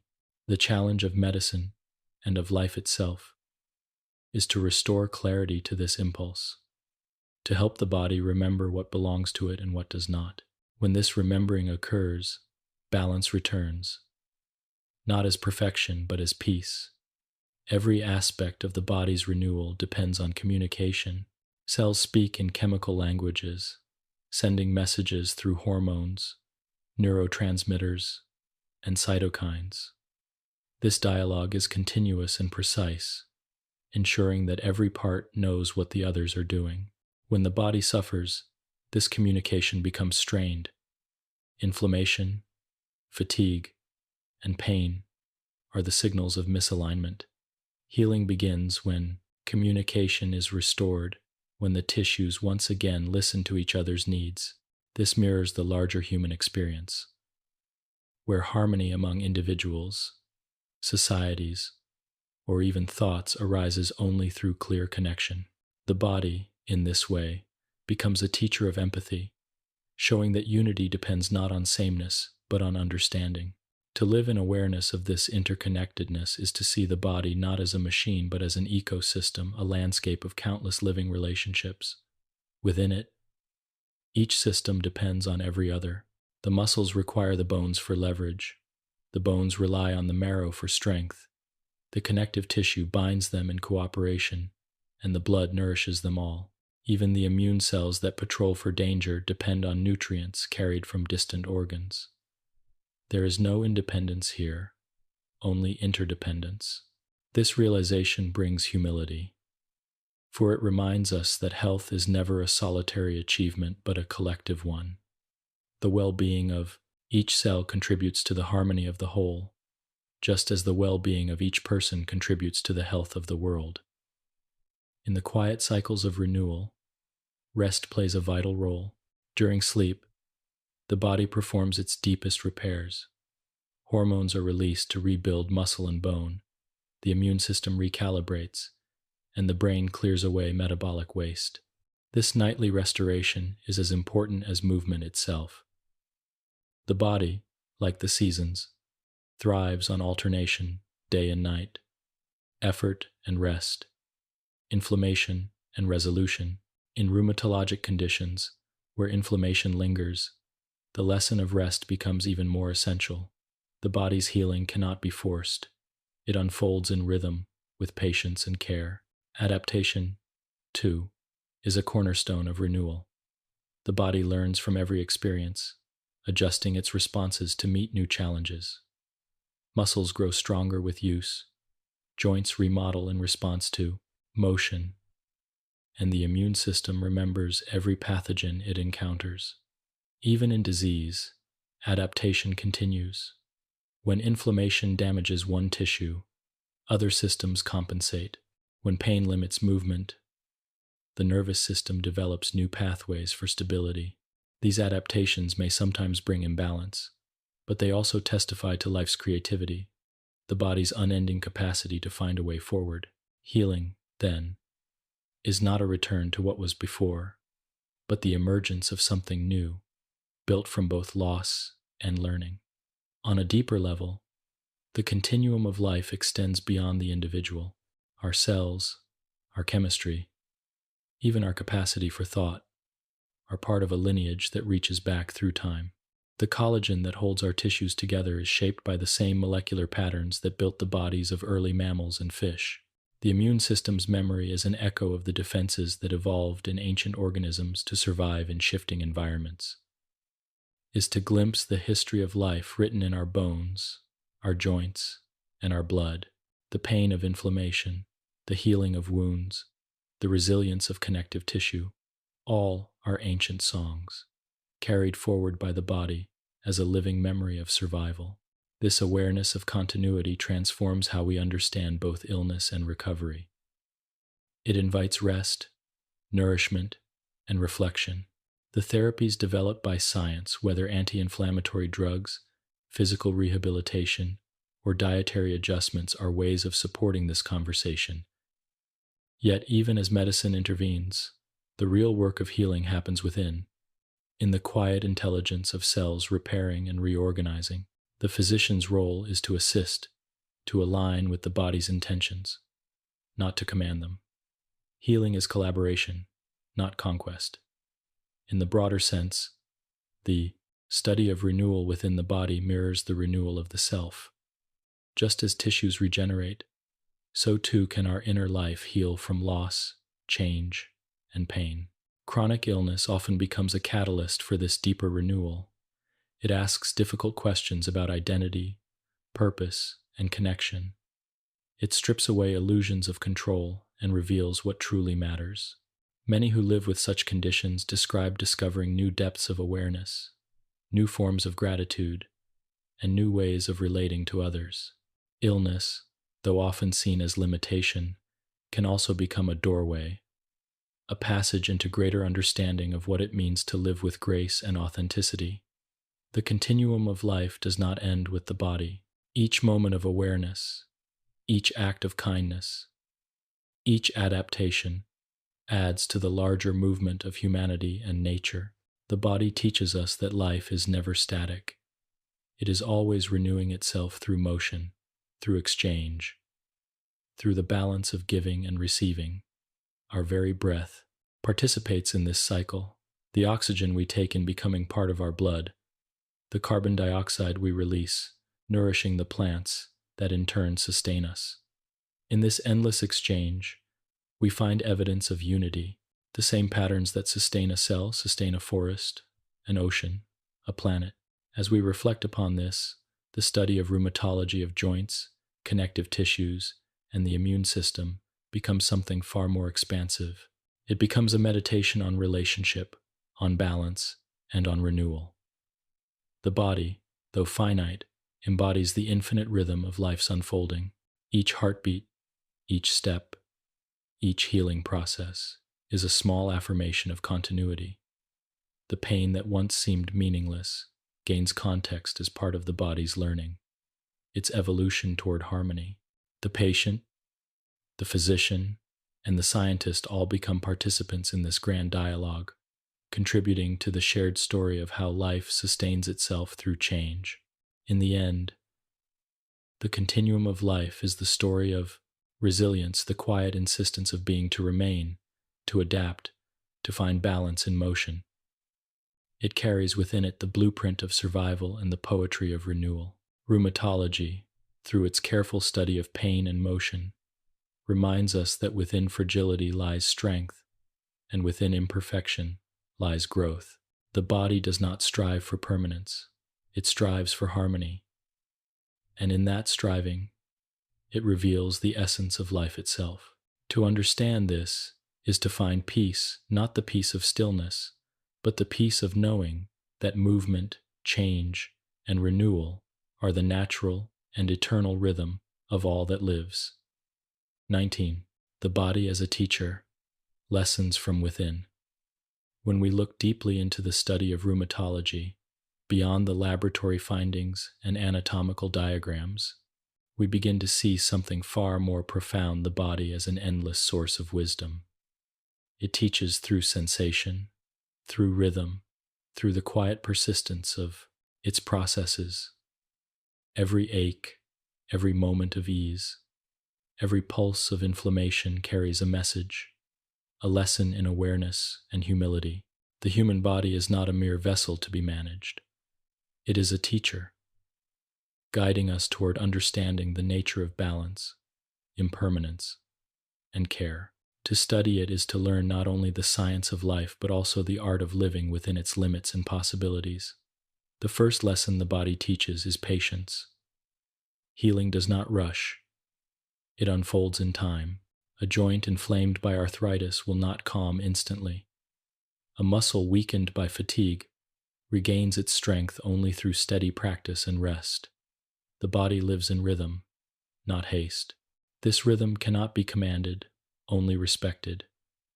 Modern life, with its constant urgency, often forgets this truth.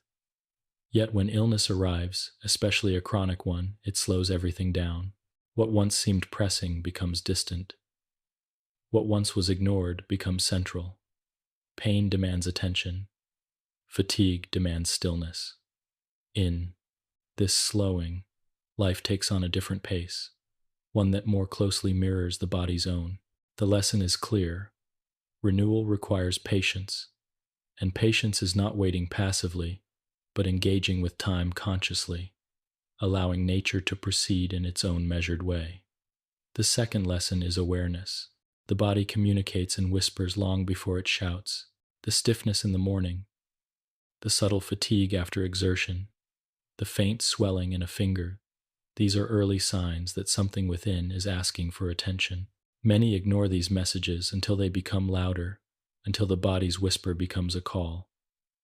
Illness, in this sense, is not merely an event but a conversation. The more we learn to listen, the gentler the lessons become. Awareness transforms our relationship with the body, from control to cooperation. It reminds us that self-care is not indulgence but responsibility, the conscious tending of a living system that depends on balance. This awareness is both biological and spiritual, for to listen deeply to the body is to listen to life itself. The body also teaches resilience, the quiet strength that grows not from perfection but from adaptation. Muscles strengthen by recovering from strain, bones rebuild through stress. The immune system learns through exposure. Even when disease disrupts these processes, the principle remains the same. Life responds to challenge by evolving. Every recovery, no matter how small, is evidence of this capacity. Resilience does not mean invulnerability.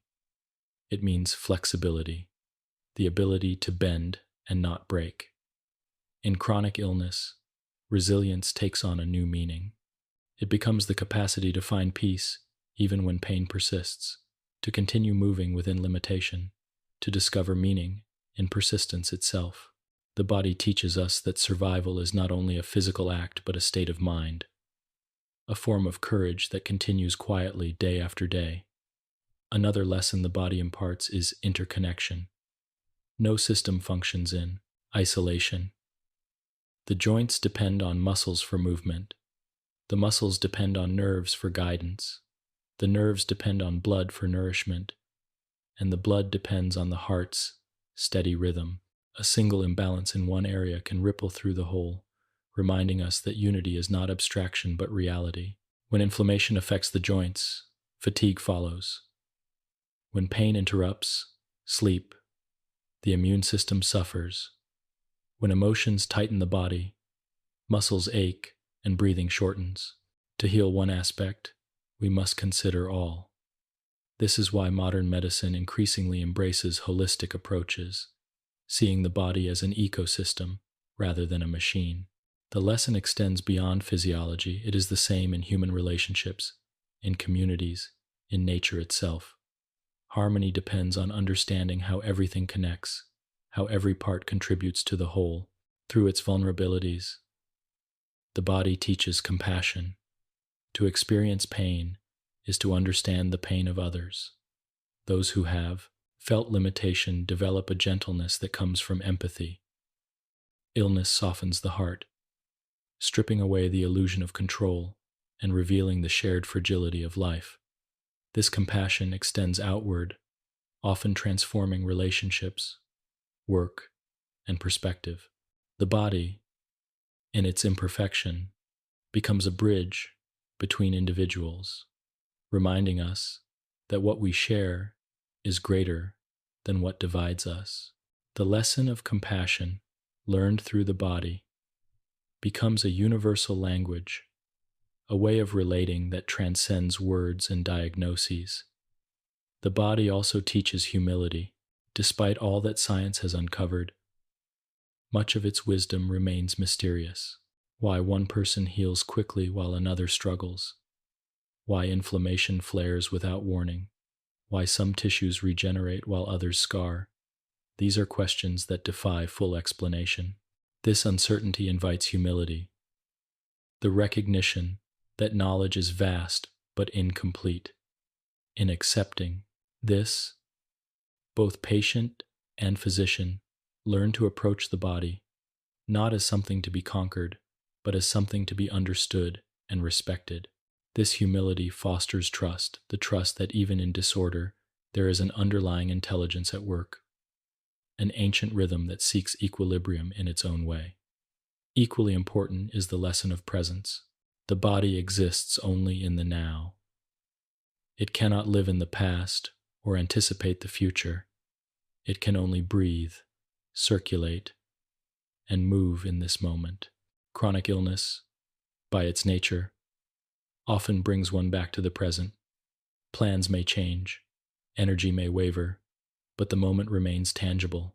Awareness of breath, of sensation, of posture becomes a meditation on being alive. This is not resignation but awakening. When we inhabit the body fully, without judgment, we begin to feel the texture of life more deeply, the warmth of sunlight on skin, the comfort of rest, the flow of breath that connects inside and outside. The body, ever rooted in the present, reminds us that this moment is enough. The body teaches balance through contrast. We learn the value of ease by knowing discomfort, the importance of rest by experiencing fatigue, the sweetness of movement by enduring stiffness. In health, we often overlook the quiet miracle of function, the effortless bending of a joint, the silent coordination of muscles. Illness brings awareness back to these fundamentals. It invites gratitude for every small act the body performs. A simple stretch, the lifting of a cup, the turning of the head, each becomes a moment of wonder. Gratitude itself becomes medicine, shifting the chemistry of the mind and body, lowering stress, and enhancing immunity. The body teaches us that gratitude is not an emotion but a state of alignment, a harmony between awareness and appreciation. Another profound lesson lies in impermanence. The body changes constantly. Nothing remains fixed. Cells die, bones remodel, scars fade, and pain transforms. To cling to what was to a body that once moved without effort is to create suffering. To accept impermanence is to live peacefully within change. This is not fatalism but flow, the recognition that life renews itself through letting go. The body models this perfectly, shedding and rebuilding without resistance. In this sense, The body becomes a metaphor for existence itself, teaching us that to live fully is to participate in the ceaseless dance of transformation. In the end, the body's greatest lesson is love, not the romantic or idealized kind, but a deep, steady care for what is. To love the body is to listen to it, to honor its needs, to forgive its limitations, and to appreciate its endurance. This love is not vanity but gratitude, a recognition of the miracle of being alive within form. When we approach the body with this tenderness, healing occurs on many levels. The nervous system relaxes, stress hormones decrease, and inflammation softens.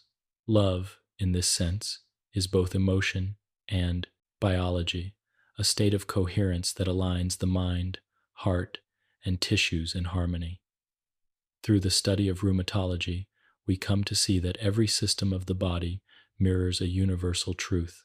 The joints teach flexibility, the bones stability, the muscles action, the connective tissues unity. The immune system teaches vigilance, but also the danger of excess. The body is both fragile and strong, temporary and timeless, vulnerable yet endlessly regenerative. It teaches us that health is not the absence of difficulty, but the ability to adapt gracefully to it. To listen to these lessons is to live more consciously, to move with reverence, to see the sacred in the ordinary, in the quiet pulse beneath the skin, in the rise and fall of breath, in the resilience of healing. The body speaks. Its voice is ancient, steady, and wise. When we learn to hear it, life itself becomes clearer, softer, deeper, more complete. The body, our first and final teacher, reminds us of what we have known all along, that within the living form lies not only biology, but understanding, compassion, and peace. And in that harmony of learning and living, the body and the self become one, the lesson and the learner, the endless journey, the quiet continuation of life. As we reach the final chapter of this long and gentle exploration, we arrive not at an ending, but at a return. The story of rheumatology, and indeed of the body itself, does not conclude. It circles back upon itself, always unfolding, always continuing. Every heartbeat, every slow renewal of tissue, every act of repair and adaptation is part of a continuous rhythm that does not stop. It is the rhythm of life persisting through change, of strength revealing itself through flexibility, of stillness emerging from motion. What began as a study of joints and connective tissue has expanded into something much larger, a meditation on existence, on the quiet resilience that sustains all living things. The human body, in its fragile brilliance, becomes both the subject and the symbol of this continuity. The endless journey begins in the smallest details. Within each cell, molecular processes carry out their work with silent precision. Proteins fold, signals pass, membranes breathe. The body does not need instruction. It remembers how to live. Even in illness, this intelligence endures. When inflammation rises, the immune system acts not from malice, but from confusion, trying, in its way, to protect. When joints swell, when tissues ache, the body is not betraying us. It is responding, adapting, communicating that balance has been lost. Healing, then, is not the suppression of this voice, but the re-education of it, a return to dialogue. Every therapy, every act of care, and even when the balance is imperfect, the intention remains to continue, to endure, to find peace within motion. This continuity also extends through time, far beyond the boundaries of an individual life. The biological patterns that shape us are older than humanity itself. The structure of collagen, the mechanics of muscle contraction, the chemistry of inflammation. These are inheritances from ancient life forms that survived through adaptation. When we move, when we heal, we are participating in a lineage that began long before memory. an unbroken thread that runs through evolution. Each body is both unique and universal, a temporary arrangement of energy and matter that carries the story of life forward. In this way, rheumatology, though rooted in science, becomes a contemplation of ancestry, a recognition that our struggles with motion, pain, and renewal are part of a timeless continuum shared by all living things. There are moments of clarity and comfort, followed by setbacks and fatigue. Yet within this rhythm lies a profound beauty, the steady pulse of life continuing despite imperfection. The body learns to adapt, the mind learns to soften, and together they create a new kind of harmony, one that is not defined by the absence of pain, but by the presence of awareness. Each flare of inflammation, each period of rest, becomes part of a greater movement, a dance of effort and ease that mirrors the balance of nature itself. The endless journey, then, is not one of destination but of participation. It is the willingness to remain engaged with life, even in its complexity, even when comfort ebbs and flows. As science advances, the understanding of rheumatologic diseases deepens, and with it, our appreciation for the body's subtle intelligence. We now know that the immune system communicates through intricate networks of signaling molecules, that cartilage renewal depends on microscopic forces of pressure and motion, that even the act of gentle stretching can alter cellular function. These discoveries remind us that every gesture matters, that the simplest acts, breathing deeply, walking slowly, resting fully, carry healing potential. Medicine evolves through this awareness, moving away from pure intervention toward partnership. The physician becomes a guide, the patient a participant, and the body itself the central wisdom. Healing is not imposed. It is invited, encouraged through alignment rather than force. The endless journey is also emotional and spiritual. Living with a chronic condition often reshapes one's understanding of meaning. It strips away what is unnecessary, leaving a clearer sense of what truly nourishes. Many discover that peace is not found in the return to a former state, but in the acceptance of the present one. Gratitude grows from small victories, a morning without pain, a walk without stiffness, a deep breath taken freely. Over time, this gratitude expands into something larger, a quiet reverence for the body's endurance. For the simple fact of being alive, it is here, in this reverence, that the human spirit and the science of medicine meet. For the purpose of medicine is not only to extend life, but to illuminate it, to remind us of its depth, its fragility, and its grace. In reflection, we begin to see that the study of rheumatology is not only about pathology, but about harmony. It explores what happens when connection falters, when the immune system forgets its boundaries, when tissues lose coordination, when motion turns to stiffness. Yet by understanding these imbalances, we come to see what health truly is, not perfection, but cooperation. The body in health is a quiet orchestra, each part contributing its tone in service of the whole. Disease, then, is not silence but discord, a temporary loss of synchrony.